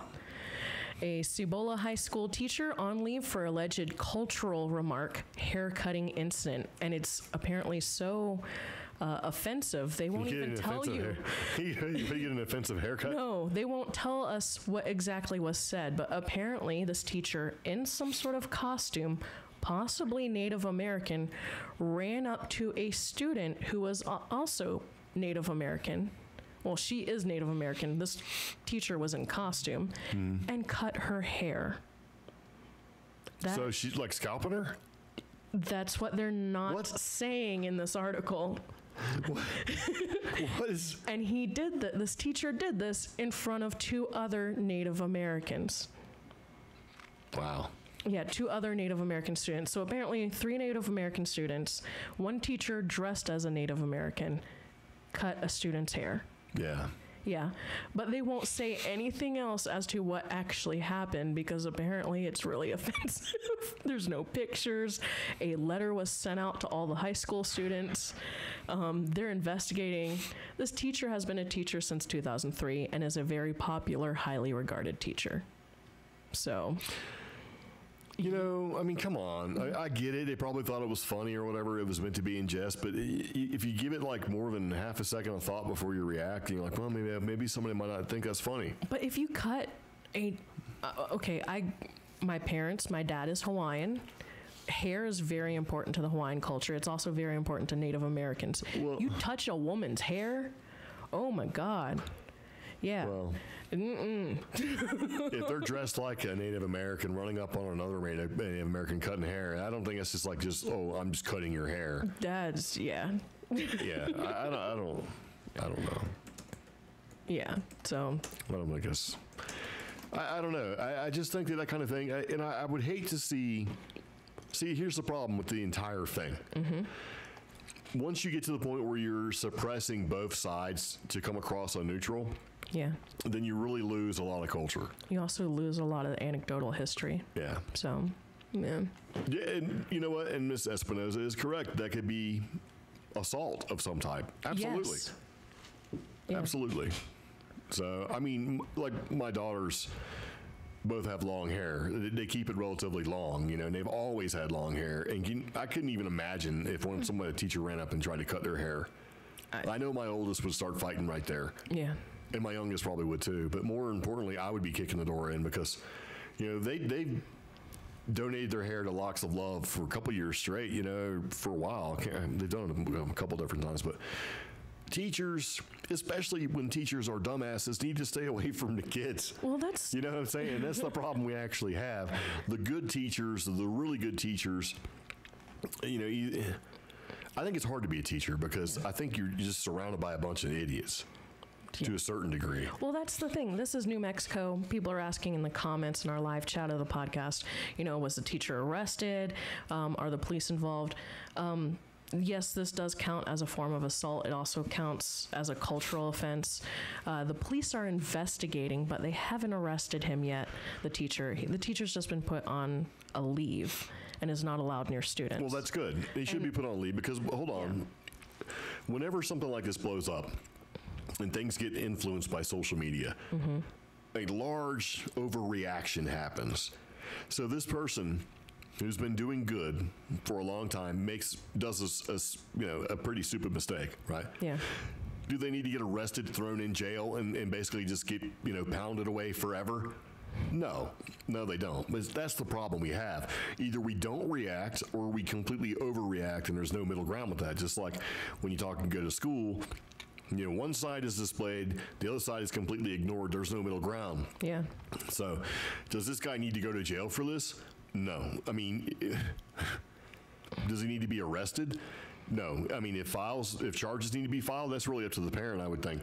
I mean, I get all that stuff, but that's the problem I have. It's like you're screwed one way or the other. That's like when a cop pulls you over and makes a mistake and, you know, categorizes and basically field tests some donut glaze and it comes back as meth and you lose your entire life for a simple mistake. And in the grand scheme of things, what he actually do to that person? Did it cause them great physical harm? You know, is it going to distress them for the rest of their lives? All that stuff, probably not so much. Yeah. Right? Because it's hard to say. But does this person need to go to jail for years over this crap and lose their job? And no, they need to be aware, hey, you made a dumb decision, you're going to pay for it, but you know, it should not destroy the rest of your life because we're going to overreact as a society. And because that's a thing, some of the comments in our chat are not from within America. And here's just a little bit of education. An arrest as well as a charge, depending on the level of background check performed by a prospective employer or security clearance, both the arrest and the charge will actually show up on a background check. Yeah. So that's why I'm kind of glad that it's a thorough investigation. And speaking to the social media thing, that's why on here, there's no full details on this article. So they're taking this seriously. Yeah. So nothing about what the teacher actually said or how much hair was cut off. So that I'm like okay with. But the fact that, you know, it is pretty offensive. It is offensive. And, you know, and Prospero brought up something. One of the ways that residential schools shamed First Nations children was by cutting their hair. Yeah. Absolutely. They did that in Australia too for the Aboriginal children too. They do that for every culture, and guess what? They do it to you in the military when you join. Yeah, you go and get all your hair cut off. Yeah, and they say it's for sanitary reasons, and it probably is. But you know what though? When they shave you, when you go in there and trust me, man, you get all your hair cut off. You can't even walk when you get done. It's like you're uncoordinated. And you just don't know what's going on. It really throws you for a loop. Feel naked. Yeah, well, like emotionally. Yeah, too. Yeah, it's weird, man. But yeah, he does bring it up, and that's a good point. Yeah. They did more than that too. You know, cut the hair, sterilization. They were and are still not treated. Yeah. You know, and a lot of people talk about, you know, how they've been treated. I don't think that there's probably I don't think anyone was treated as worse as Native Americans. I mean, I guess it depends on what you mean by worse, but I mean, look at the grand scheme of things. We're talking. I don't know. Yeah. You know, it all sucks. It's all bad. But yeah, that guy shouldn't have done that, or that teacher. I don't know if it's a he or a she. Shouldn't have ran up and tried to cut off somebody else's hair. But I mean, what would they? I mean, okay, regardless of whether you're dressed like Captain Crunch or a Native American, why would you do that at all? That's not funny. I mean, I could. You know what? Here's how I could see it and make it okay. if you were dressed like Edward Scissorhands and you went running up like you were going to cut the hair, that would kind of be okay, right? I mean, if you think about it, because what did Edward Scissorhands do? He cut hair really well. He cut hair really well, and he trimmed the bushes and all that stuff, and that was his entire character. That was his thing. Edward Scissorhands, he's going to give you a haircut. Yeah. And if you were running up to the student going, oh, I'm going to give you, like a fake haircut like Edward Scissorhands, that kind of thing, I would see that as not being a real issue. Like, okay, it's obvious. Yeah. But this person is dressed up like a Native American, going to run up and scalp another Native American. I mean, come on. Yeah. Yeah. And natives are still being mistreated. Absolutely. You even talked about that with Native American females. They get disappeared and gone all the time. Nobody tracks that. Yeah, we talked about that a couple of podcast episodes ago. The state of Montana has had 3 times the national average of missing persons this year alone, and all of those missing persons are women. Yeah, Native American women. It was something like 38? No, it was 40 something. It was 40, a big number, yeah. 70. It was a big number. I was like, what the? Because honestly, if you had if you had that many wow. people missing. Yeah, so you were going to say white women, right? Yeah, but it's kind of true, though. If you had like 70 women, okay, first off, it's got to be reported. Yeah. And unfortunately, a lot of Native cultures don't report that, for one thing. And then it's really not documented. Regardless of, who did what and nobody's not doing what they're supposed to do, it should have been reported. And there's all sorts of terrible things that happen. Yeah. The women get gone. Rape is a thing. Murder. It's a trafficking. Thing. That's almost worse than murder. Being trafficked out. Yeah. That's a terrible life. It's a thing. So anyway, my rant was, what the hell were these people talking? Yeah. Thinking about dressing up like Mexicans and doing all that stuff, and then you brought up that it's like, really? I think our public school administrators, by and large, try to do a good job. Yeah. But I think a lot of them, unfortunately, are dumbasses. Yeah. And maybe, and that's the thing too. It's like you should. If you were working in that school and they were like, hey, we're going to dress up like, wouldn't you go, hey, I don't think that's a good idea? You know what I mean? But then you have to look at it like this. I would say that's not a good idea. And people would go, because you'd have, 12 other people going, yes, it is a good idea. At what point do you fight the masses over this? Yeah. I wouldn't. I'd be like, okay, well, I'm not going to do it. And I would step back, and then I would watch all these people get burned and go, I told you that was not a good idea. Yeah. And the problem with that is that seems to be the case with a lot of things like this these days. So, mentors that would be in the workplace, everybody had a mentor at one time or another. Yeah. I don't think they're stepping up to do the job anymore because they can't take the fallout. They can't take the shrapnel. You know what I'm saying? It's like, because then that happens too. It's like, okay, well, hey, you should have told them. Well, I did tell them. Well, you didn't do enough to make them not do what they were supposed to do. That's like when you work with somebody who's really not good at their job, right? Yeah. And you go and you tell somebody important, hey, look, this person's not good at their job and they're making my job really hard. And they go, well, what have you done to help them? What have you done to make them a better employee? What have you done to make them better? And you're like, well, damn, they should have been able to do the job in the first place. That's why they're supposed to be here. How did they get through this process? And now they can do this job. Now, why am I responsible for making this person who can't do the job do the job? Mm-hmm. They blame it on you. Oh, what have you done to make them better? Why don't you fix the problem? The problem is not me. The problem is the person that can't do the job. And then you say, well, I've tried this, and I tried this. And it's like, well, maybe there's something that you can do more to make them not a dumbass. And you just got to step out, man. Sometimes you just got to step back. Helena in our live listener chat, if I wanted your tenured job, I wouldn't tell you. Yeah, exactly. And, it gets to the point where you stop trying to do the right thing because the amount of care that you have towards trying to fix the situation or make the workplace better just goes away because the reprisals that you face. Not worth it. Here's a little stat on that very scary Native American situation in Montana. In 2017, 30% of Montana's missing persons reports were Native American women, specifically between the ages of 22 and 70. 30%, even though the state of Montana, the Native American population is only 3.3%. 30%, 3.3%.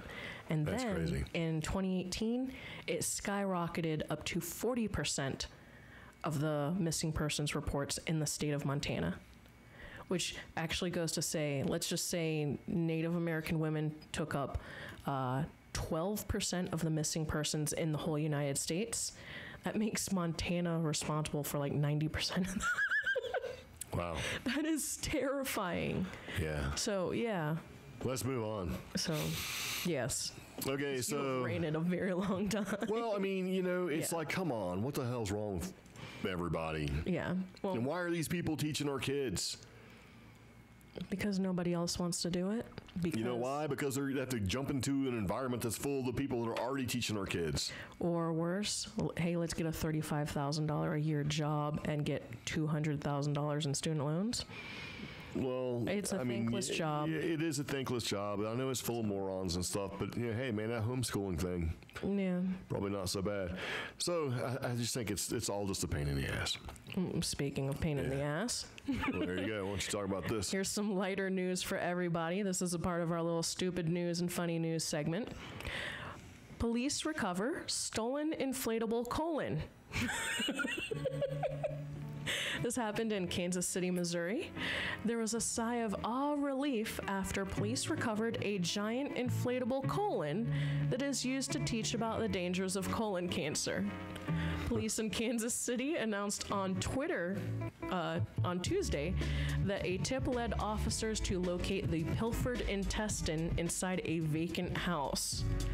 The 10-foot, 150-pound prop worth about $4,000 was stolen this month from the back of a pickup truck. It had been purchased by the Colon Cancer Coalition, which hosts walking and running events under a Get Your Rear in Gear campaign, and was stored at the University of Kansas Cancer Center. There's a silver lining to this story. Donations poured in after the theft, and the coalition was able to purchase 2 replacement colons. So now they got like 3 colons. Unfortunately, nobody is in custody associated with the theft. You know what happened, right? Somebody's like, dude, I'm going to steal this bouncy ball gym thing. You know, bounce house thing? Yeah. Get this sweet bounce. Can you imagine taking that bounce house and setting it up in your kid's backyard and trying to blow it up? Because then it would take a while for you to figure out what it is, and it blows up and it's a butthole. Or even better, it was found inside a vacant house, so some teenagers were probably like, dude, let's make a rave inside the old abandoned house. Nobody makes a rave anymore. I don't know. It's like, Or like, let's start some from sort like of party. 90s Europe. Yeah, maybe. Nobody's making a rave. Boots they and were pants. like trying to figure out, like, man, we got to blow this thing up and see what it is. I bet they started blowing it up. I'm like, oh, okay, we don't want this. They just put it in there. Just I mean, who left steals like an inflatable colon? Maybe they didn't realize it was a colon. Well, you know they didn't. Why would you Yeah. steal it, you know? It's Yeah. because it clearly looks like a. In its blown up state, but when it's packed up in a box, it doesn't look like that. And, you know, what is that crap on the sides of it? Oh, those are examples. I don't care of, anymore. I don't even want to know. Never mind. colon health. Like, oh, hey, go and speak to Mr. Polyp. Hey, everybody, I'm Mr. Polyp. Gross. Okay. So, yeah, that's good for you bad guys. I'm glad you stole a colon. That's what you Yeah. get. But hey, That's like trying to steal a watermelon from a watermelon patch, and you wind up, in the dark, and you sneaking around, you grab it, and you take off running because you're stealing it, and you wind up with a pumpkin. Yeah. that's a weird anecdote. Just leave that alone. Oh, okay. That may have been told to me one time by somebody Oh, that I okay. respect. Yeah. And they're not listening to the podcast from Norman, but yeah. Okay. Anyway, that's about it for that. But yeah, let's take a second, and since we support the local small businesses, we're going to go ahead and play this. So listen up, everybody. The following is brought to you by yourwebdesigner.info. Yourwebdesigner.info offers prices and services that are unrivaled by any competition. And yourwebdesigner.info will customize your website to suit your personal and your business needs. Creep Geek listeners, check this out. YourWebDesigner.info has a promotion going on right now that is sugar sweet. $115 for one custom web design, 1 month of hosting, one logo, and your domain web address? Well, guess what? It's included. For more information, you can visit us on the internet at yourwebdesigner.info. That's INFO. Or call us at 858-683-3657. Yeah. So getting ready to end the podcast because we've been talking for quite a while, but we're going to end it with this last story, something that we seen and thought was pretty humorous, although it's more sad than humorous with a lot of the stories that we have here that come out of New Mexico, right? Mm-hmm. So pretty much what happens is, this is from the police, men arrested in pumpkin smashing crime spree.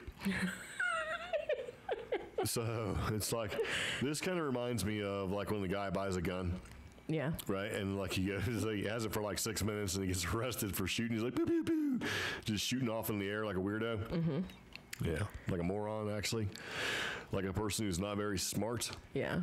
Well, anyway, this particular, we'll go ahead and... Well, okay, so this happened in Grants Pass. All right, there we go.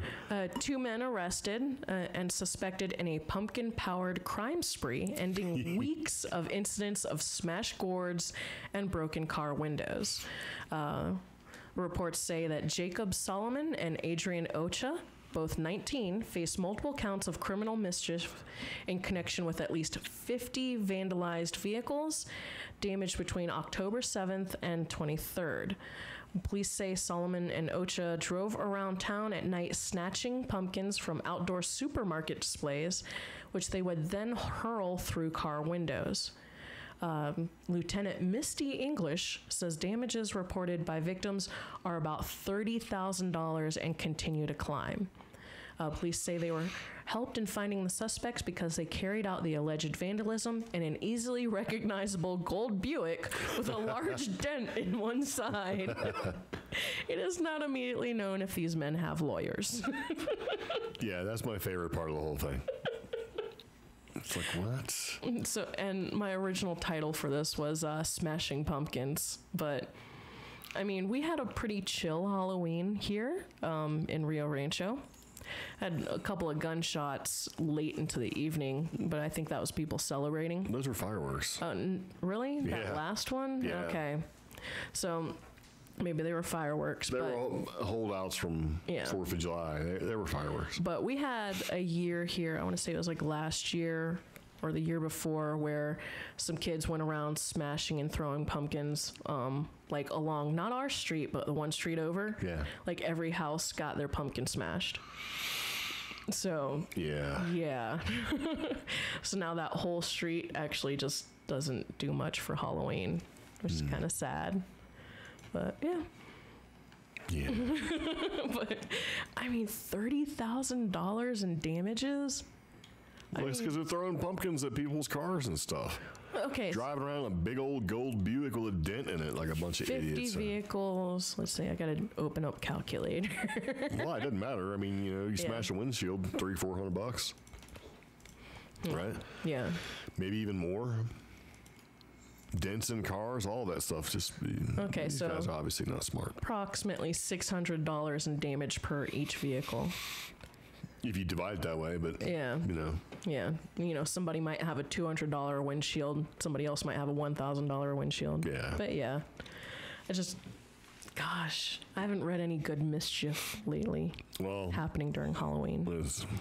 But our rant included some very bad mischief, and then this is funny, but it's also bad. Yeah.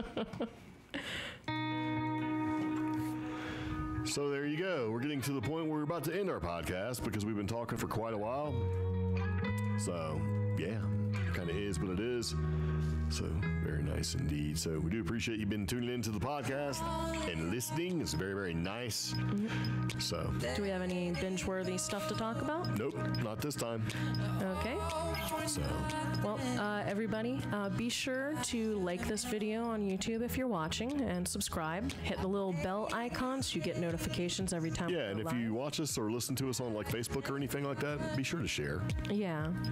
You can join our official Facebook group. Just type CREEPGEEKS Facebook group or CREEPGEEKS group, and you'll find our group. Join us. We have pretty active conversations. That's also where I recommend sharing stories or things you think would be cool to talk about on the podcast. If you want to reach out to us, though, if you have a story, we're still collecting personal horror stories, ghost stories, paranormal, alien, anything weird that's happened to you. We still want to hear from you, so contact at creepgeeks.com. You can also reach out to us at Omi at creepgeeks.com or Greg at creepgeeks.com. If you have a business inquiry, same addresses, just put attention Greg or Omi.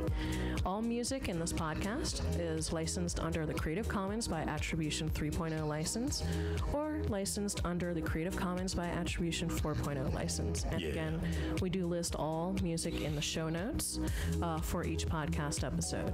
If you want to follow us on Instagram, just type Creep Geeks Podcast. You can follow Greg. He's under Cheap Geek, and I'm under The Ordinary Hiker. And that's about it. Very nice. Yep. So, at this point, if you're listening to the podcast, we're done. Thank you very much. See you later. Take it easy. But if you stick around, this is when we talk and do like a little after show where we talk to people in our chat. So, just another reason why you should watch us on Sundays. Or not. It's up to you. No pressure. Anyway, that's what we're going to do.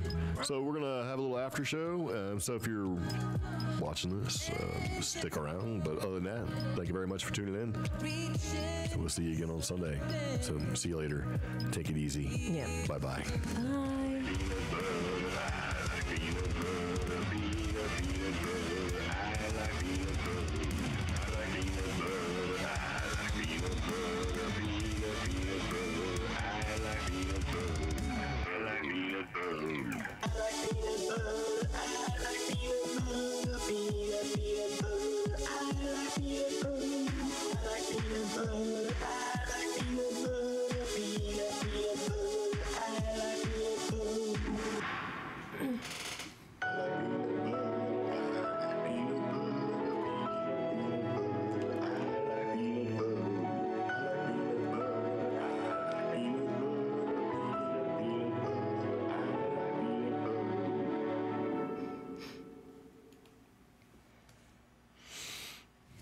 Hello.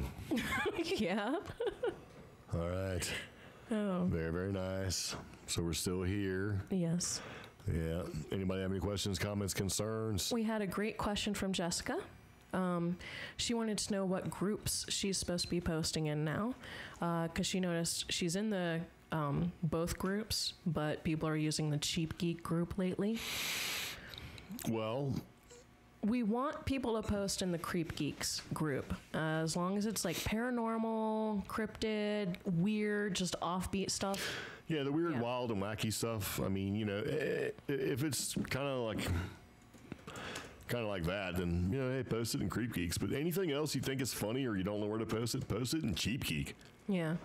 Yeah. And Cheap Geeks mostly DIY, tutorial, life hack type stuff. And funny stuff. And funny, yeah. So You know, whenever I find anything funny, I usually post it in. yeah, it's like funny stuff, pet stuff, animal stuff. Yeah. Any of that stuff I post in Cheap Geek. If it's a bargain or a tech thing or just something cool, I post it in Cheap Geek. Anything sort of scary stuff or anything sort of unusual, weird, odd, whatever goes in Creep Geeks. I started posting videos on the Creep Geek page, so you can watch those and like them if you want, because we have two different pages when it comes to Cheap Geek, right? Yeah. We have the Cheap Geek page, and then we have the Cheap Geek Facebook group. So you can post anything you want, pretty much. Yeah. So it's kind of up to you. And we also have the Creep Geeks page and the Creep Geeks Facebook group. Yeah. You know, if it's odd or whatever, post it somewhere in the Creep Geeks. Yeah. Either one. It's up to yours. And up to you. Probably noticing just increased activity on the Cheap Geek thing because we're getting more video views lately. Yeah. So, Well, I mean, and for full disclosure, Facebook actually contacted, us a while ago about Cheap Geeks and Cheap Geek, sorry, and made us a influencer. So we were a Facebook influence. We have so we're a Facebook influencer for Cheap Geek. And then they contacted us again and said, start posting more videos and you can basically monetize your videos. So they invited us in that program. So all the videos that I have that I just haven't been doing anything with, I've been starting to post them because I've been told to post them. So yeah, there's that. But if it's odd, weird, wacky, scary, kind of funny, whatever, when it comes to like paranormal type stuff, throw it in Creep Geeks. Yeah. And if it's anything else that you want to share, post it in Cheap Geek. Yeah. Either one. It doesn't matter to me. Since this isn't on the podcast, I mean, to be honest, the Cheap Geek group, I love seeing when other people share like DIY or just anything just to start a conversation, because that group has just been predominantly, here's some life hacks. And people are like, thanks, or people don't say anything else. But the visitation to that group is through the roof. I mean, there's lots of people in there, and you can actually check the insights for the group, and it's crazy because there's a lot of people checking it out, but there's not a lot of people conversating. Yeah, a lot of people, they just share their videos. So, and yes, you can pretty much do anything you want except share links for Chinese Oakleys or knockoff Ugg boots. Yeah. So, yeah. Yeah, you can pretty much do whatever you want, but just try to separate the weird stuff to Creep Geeks and the funny stuff that's not quite so weird to Cheap Geek. How about that? Mm-hmm. And, we've never talked about this, but the big thing is for us is we try to keep it clean, where if you've seen it, you wouldn't be offended by it, really.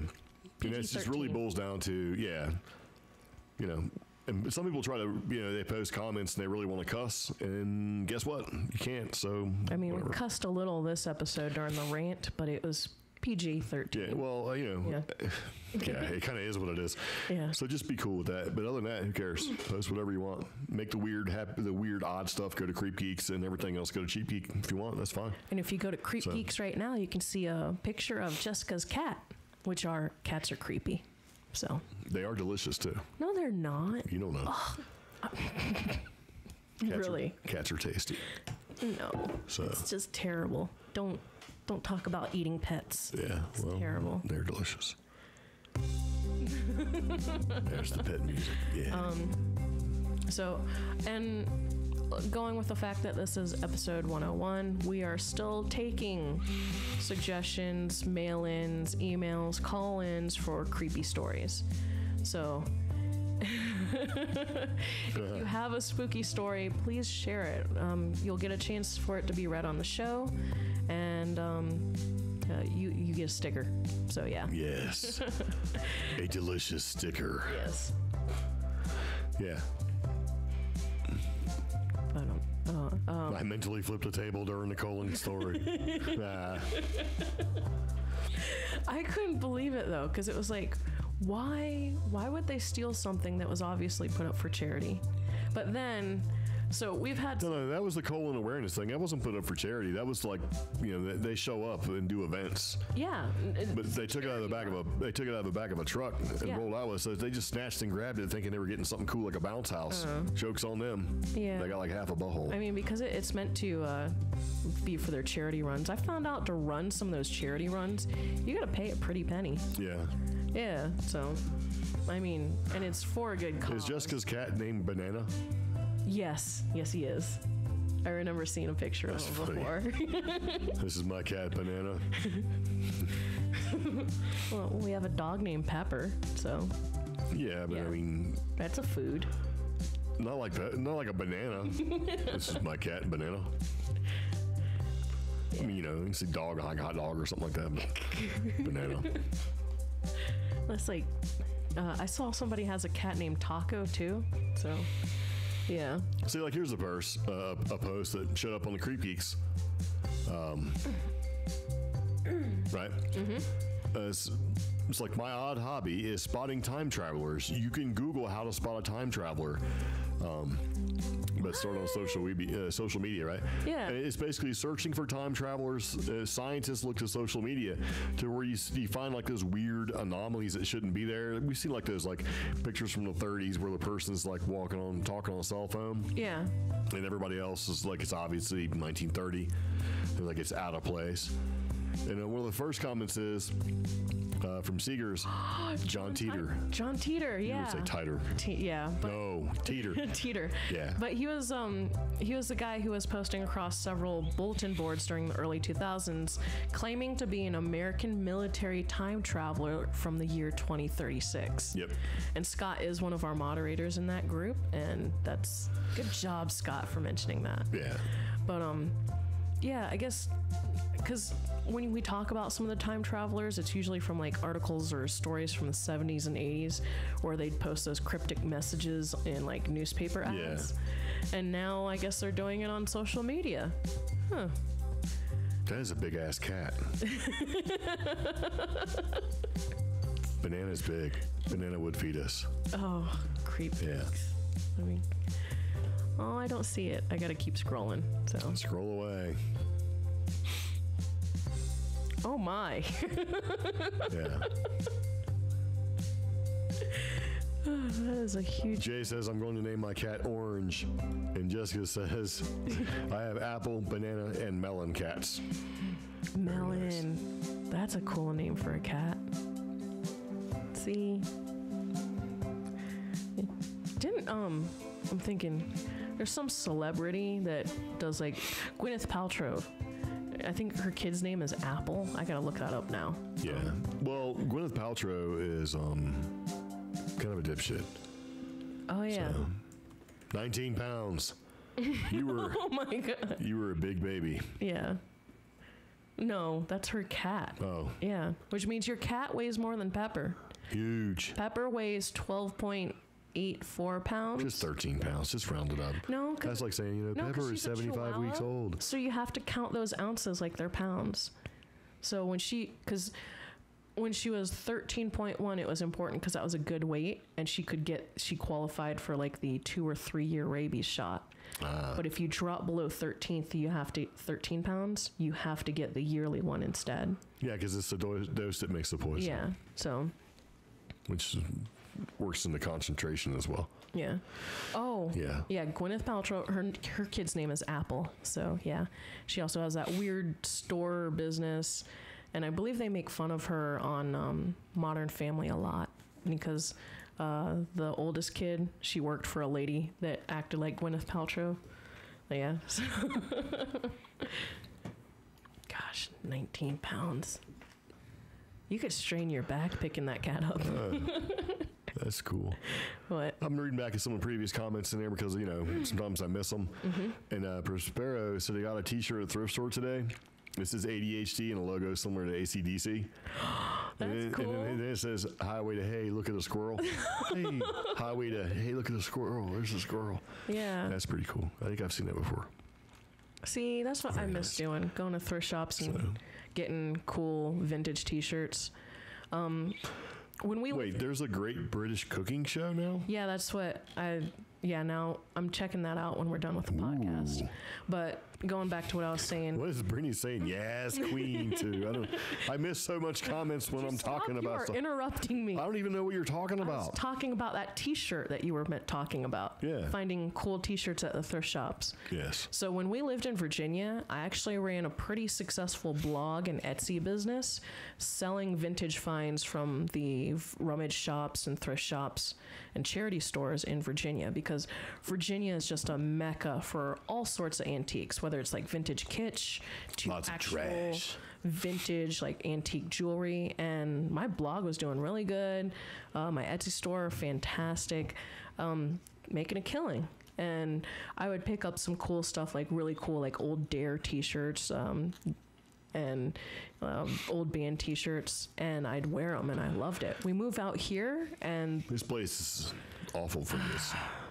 New Mexico thrift shops are trash. Well, it kind of depends. If you go to, there's one that's, since it's so close to where people go hiking, you can get a lot of hiking stuff, but nothing like really cool.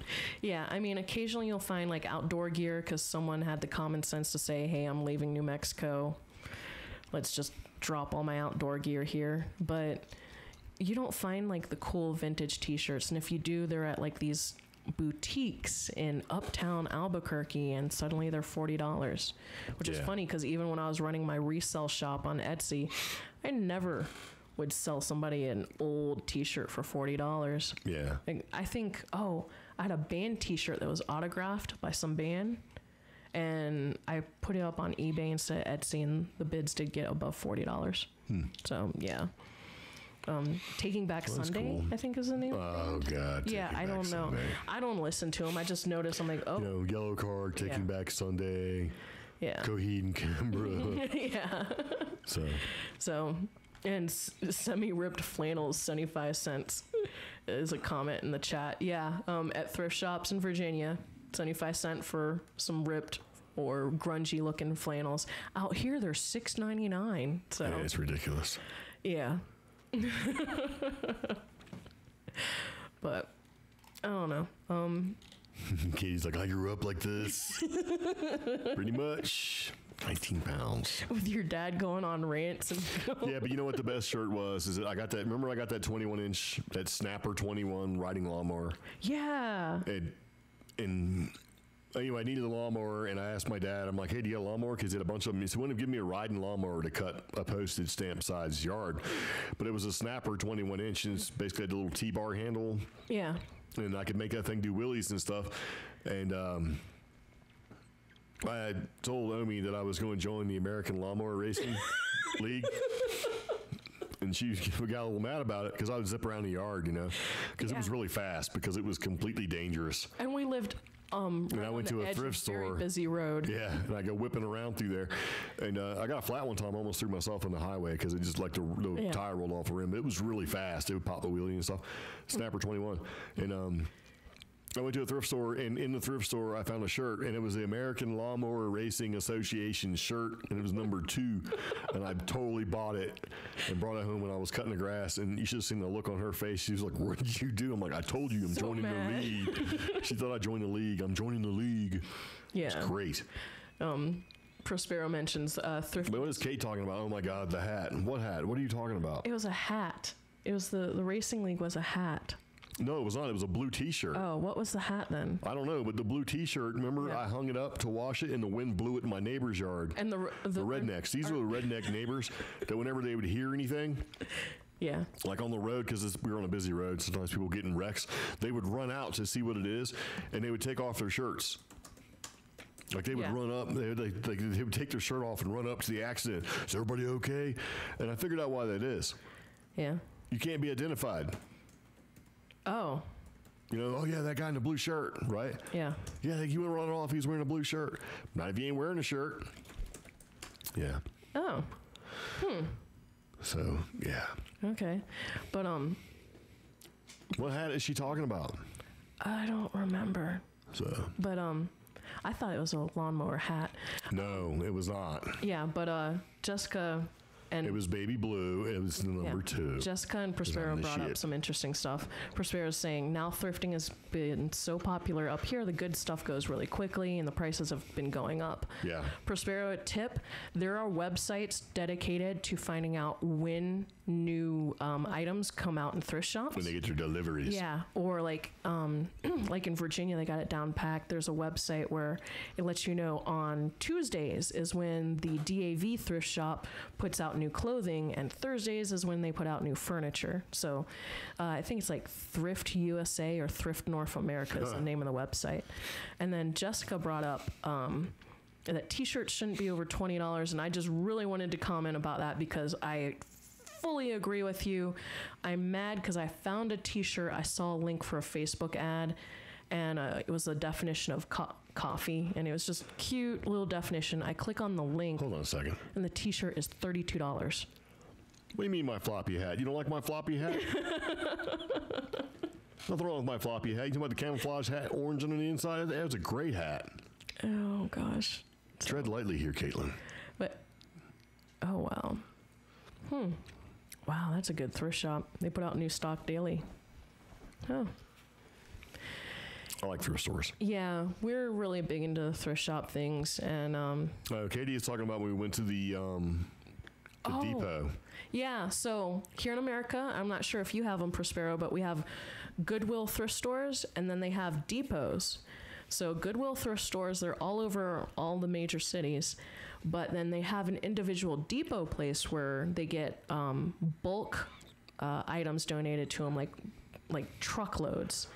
And they go through a sorting facility, but before they go through the sorting facility, you can actually walk in there twice a week and sort through the stuff yourself. You buy stuff by the pound. And you literally buy stuff by the pound.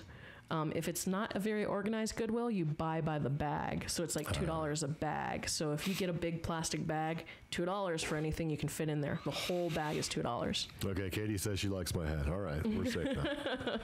So yeah, the depot would actually take things that haven't been distributed yet, and also things that didn't sell, and they would bring them in there, and you could buy stuff by the pound. Yeah, or sorted and stuff. Yeah. Yeah, and a lot of people go in there and they do stuff like they'll get like the brass figurines and brass knickknacks and stuff like that. And they would buy them all by the pound, and they would turn around and take them to the recycling place and get more money. Yeah. Yeah. And like, I went in there, and this was when I was into I was into some different arts and crafts stuff. I found 3 pairs of fancy leather pants and a fur coat, and I jammed them all into one bag. And this is a genuine fur coat. Stuffed them all in a bag, got it for $2.94. Brittany turned me on to thrift store shopping like once every 2 to 3 weeks. Heck yeah. You find some good stuff. It's just kind of one of those things where, I'll go pay $4 for a shirt. Yeah. Yeah, I don't know. It just depends. Some people like it, some people don't. Jessica, I always go to find weird stuff. Like camping stuff is a great place. You go to a thrift store, you can find like that $80 stove that somebody bought, just knowing that their family was going to love camping. And then they go one time, dude spends like $500, buys all this camping shit, and then goes, and everybody hates it, and they never go again, and it sits in the garage, and then winds up in a thrift store, and you go in there and you pay $5 for it. Yeah. I mean, you had a whole and then use it. Series of videos of refurbished Coleman stoves. I used to like. The thing about a Coleman stove is, whenever you see one, if you flip it upside down, there's a number on it. And that number is when it was created. I think the oldest one I had was like from February 1963, and it looked just like the one that I had from like December 2000. They're exactly the same. They haven't really changed. So, yeah, I like all that stuff. I don't get mad at you when you sneak off to thrift shops. Why would you even say that? That's a lie, Omi. You got lie. Butt hurt because when you go without me. Yeah. So you go. I mean, because I said a lot of times we don't go, and then you go off and come back with all this stuff, and I'm like, I would have went, and you're like, well, that's what I got mad about. I don't get mad if you go to a thrift store because I got news for you. I've been thrifting longer than you've been alive, almost. I know what time it is. My grandma run a junking business. Doesn't matter. So that's where I used to get all my books from. Yeah, that's true. So, because once upon a time when I was a little kid, we went on vacation to North Carolina. Somebody broke in our house and stole all of our stuff. So we got back to nothing. We had no TV, no furniture. We had nothing, right? Yeah. So, stuff got replaced, but my parents decided not to buy a TV. So for like 2 years, we didn't have a TV. So what did I do? I read everything. Oh, wow. Because I had no life but reading. Go outside and play. If you want entertainment, you read.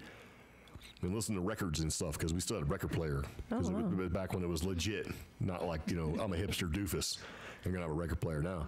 So, yeah, we used to go to this thing. It used to be called Things Unlimited down in Virginia Beach. Oh, yeah. Yeah, and I used to get all my books there. All of them. I read them all. And then I went in there, and this was in school when I was like in 5th grade, and they're like, the teacher, who was a real butthole, her name was Miss Whiteway. I hated her, so I would just abstain from participating in her class. So she used to hate me for it, and she tried to say that I was like learning disabled because I just wouldn't participate because I didn't have time. Because when you get to answer a question and she'd just give you, I knew I was on to her game, so I didn't say anything, right? So I just sat there, and she thought I was learning disabled, and they gave me all these tests. And you know what happened? What? They tried to put me up 2 grades. Because they tested me for, and I remember my dad being so mad. He's like, there's nothing wrong with you. I was like, I don't like her. And I was sitting there and she got all mad. You know, Miss Whiteway, how dare you not like me? My dad was like, why don't you like him? I'm like, well, she's just, you know, a bitch. And I got in trouble. So pretty much that's what that turned into. And then I got tested and had to go attend these advanced classes. And I wasn't doing so well. And they were like, well, why aren't you doing well in the advanced class? Because I don't want to be in the advanced classes. I just hate Mrs. Whiteway. So, yeah, problem solved. Oh. Kate got a coffee table for $30. Yeah, it was like a stack of books, I remember. Yeah. And if you go far back enough on YouTube, there's videos on how to make those tables with stacks of books. Yes. Yeah, and it's worth the $30. Just go buy the table. Yeah, definitely. Yeah. But I mean, anytime you want to do a project and stuff like that, it's worth going to find some stuff. So. Yeah, I had a cool table that actually came from that area, Things Unlimited and stuff. It had the suns and the moons on it. No, that actually came from a different shop. That table was like $300 table. Oh, like Picasso Moon or something? Did it come No, it was like Two Moon Junction or Two Cows. It was had something to do with that. Two Cow Junction. I don't remember. It was off Laskin. Right? Yeah, it was like you go in there and you see like, yeah. Ooh, hers lifts open. Very nice. Oh, fancy. So, trying to get my computer. Yeah, and you know, also, whoa. What do you do? Oh, my computer is being dumb for a second. Another thing to do with the thrift stores is find that camping stuff and buy it. And make yourself one of those little kits to where if you lose power for 3 or 4 days, like we were talking about in the podcast, you have a way to survive. Yeah. You know?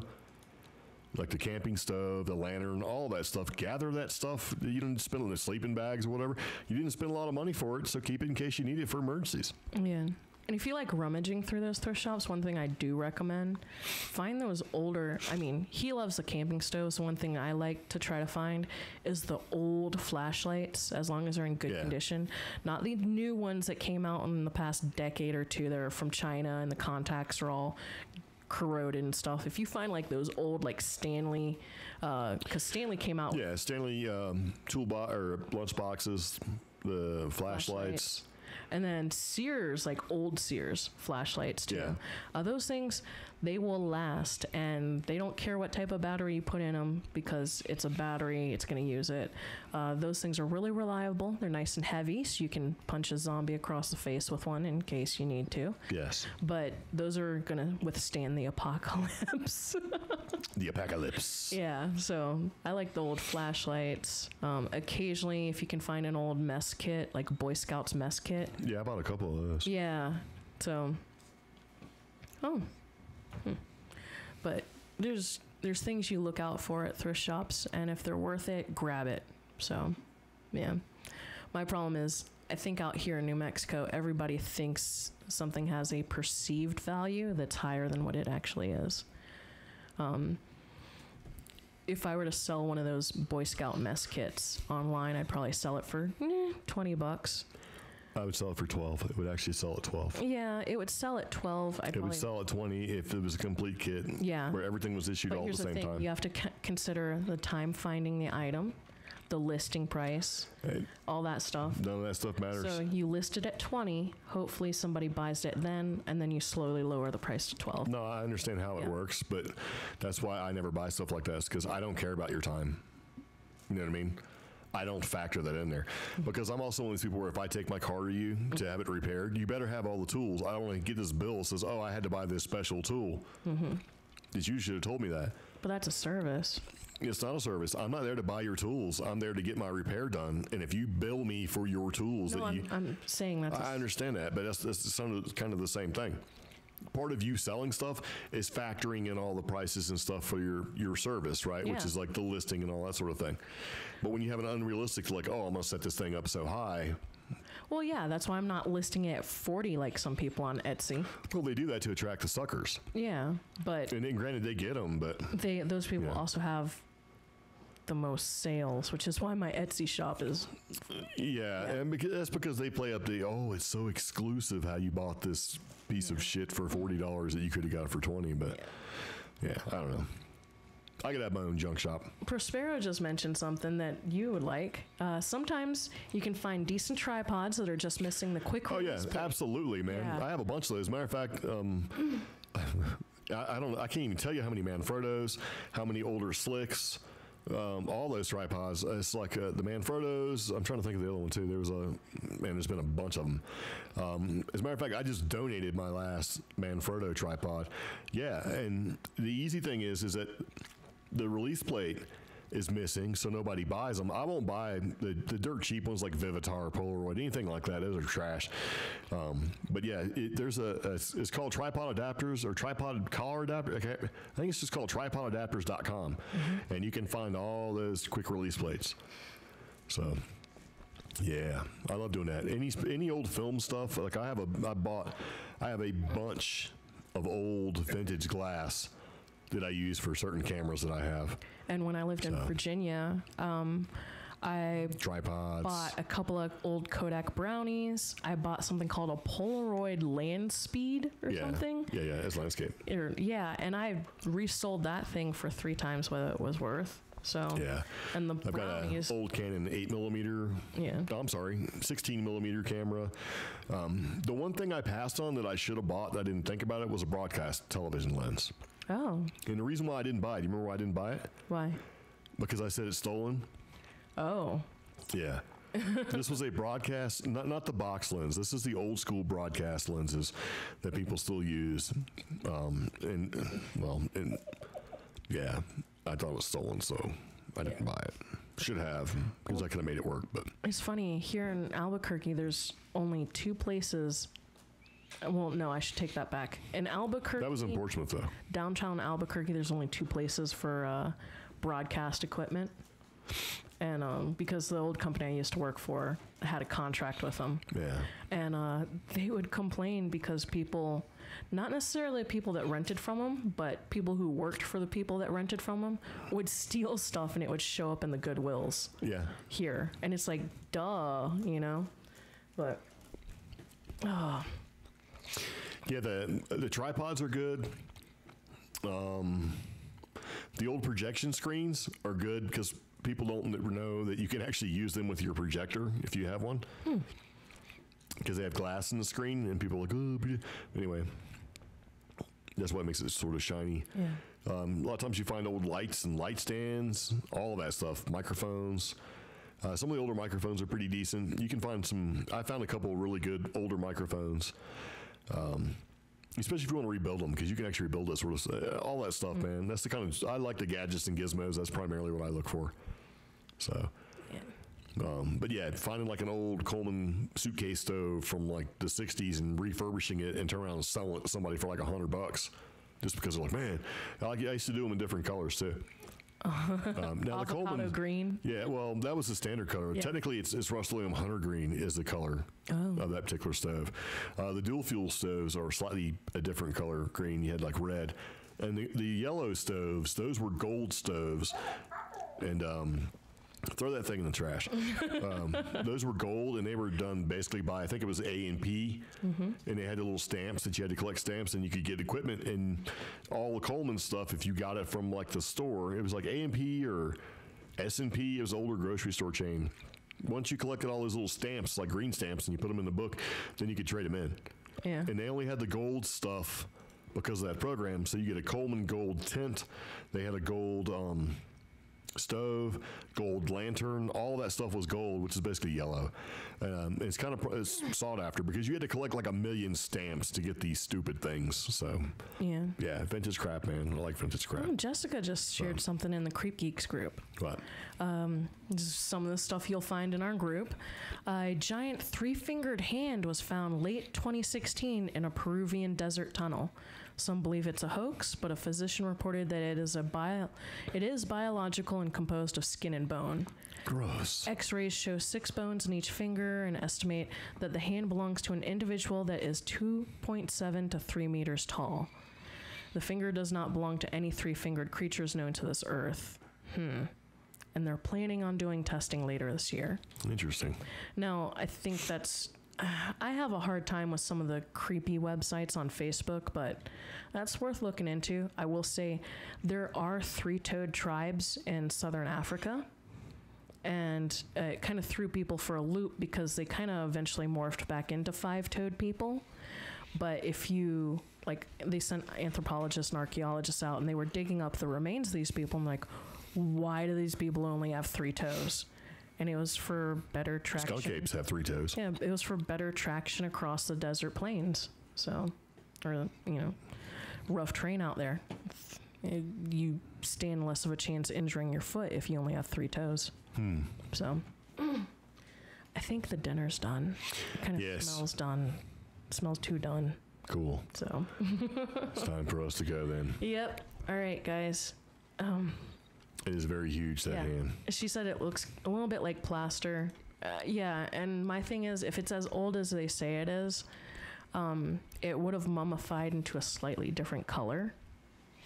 So. Gross. Yeah, it's a little too white and clean. I don't know if it was trapped in a cave forever. So. Oh, and if it was replaced with lime, I could see it turning white. Okay, yeah. So. All right. Cool. Guys, thanks for tuning in. Hey, we're going to go ahead and go. Thank you very much for watching and listening and talking to us. Very, very nice. We're going to do this again. So, cool. It's dinner time. We're going to go eat a whole roasted chicken. Not all of it. Jeez. Most of it. And don't hurt yourself, Katie. So, very nice. Because she said she injures herself. So, anyway.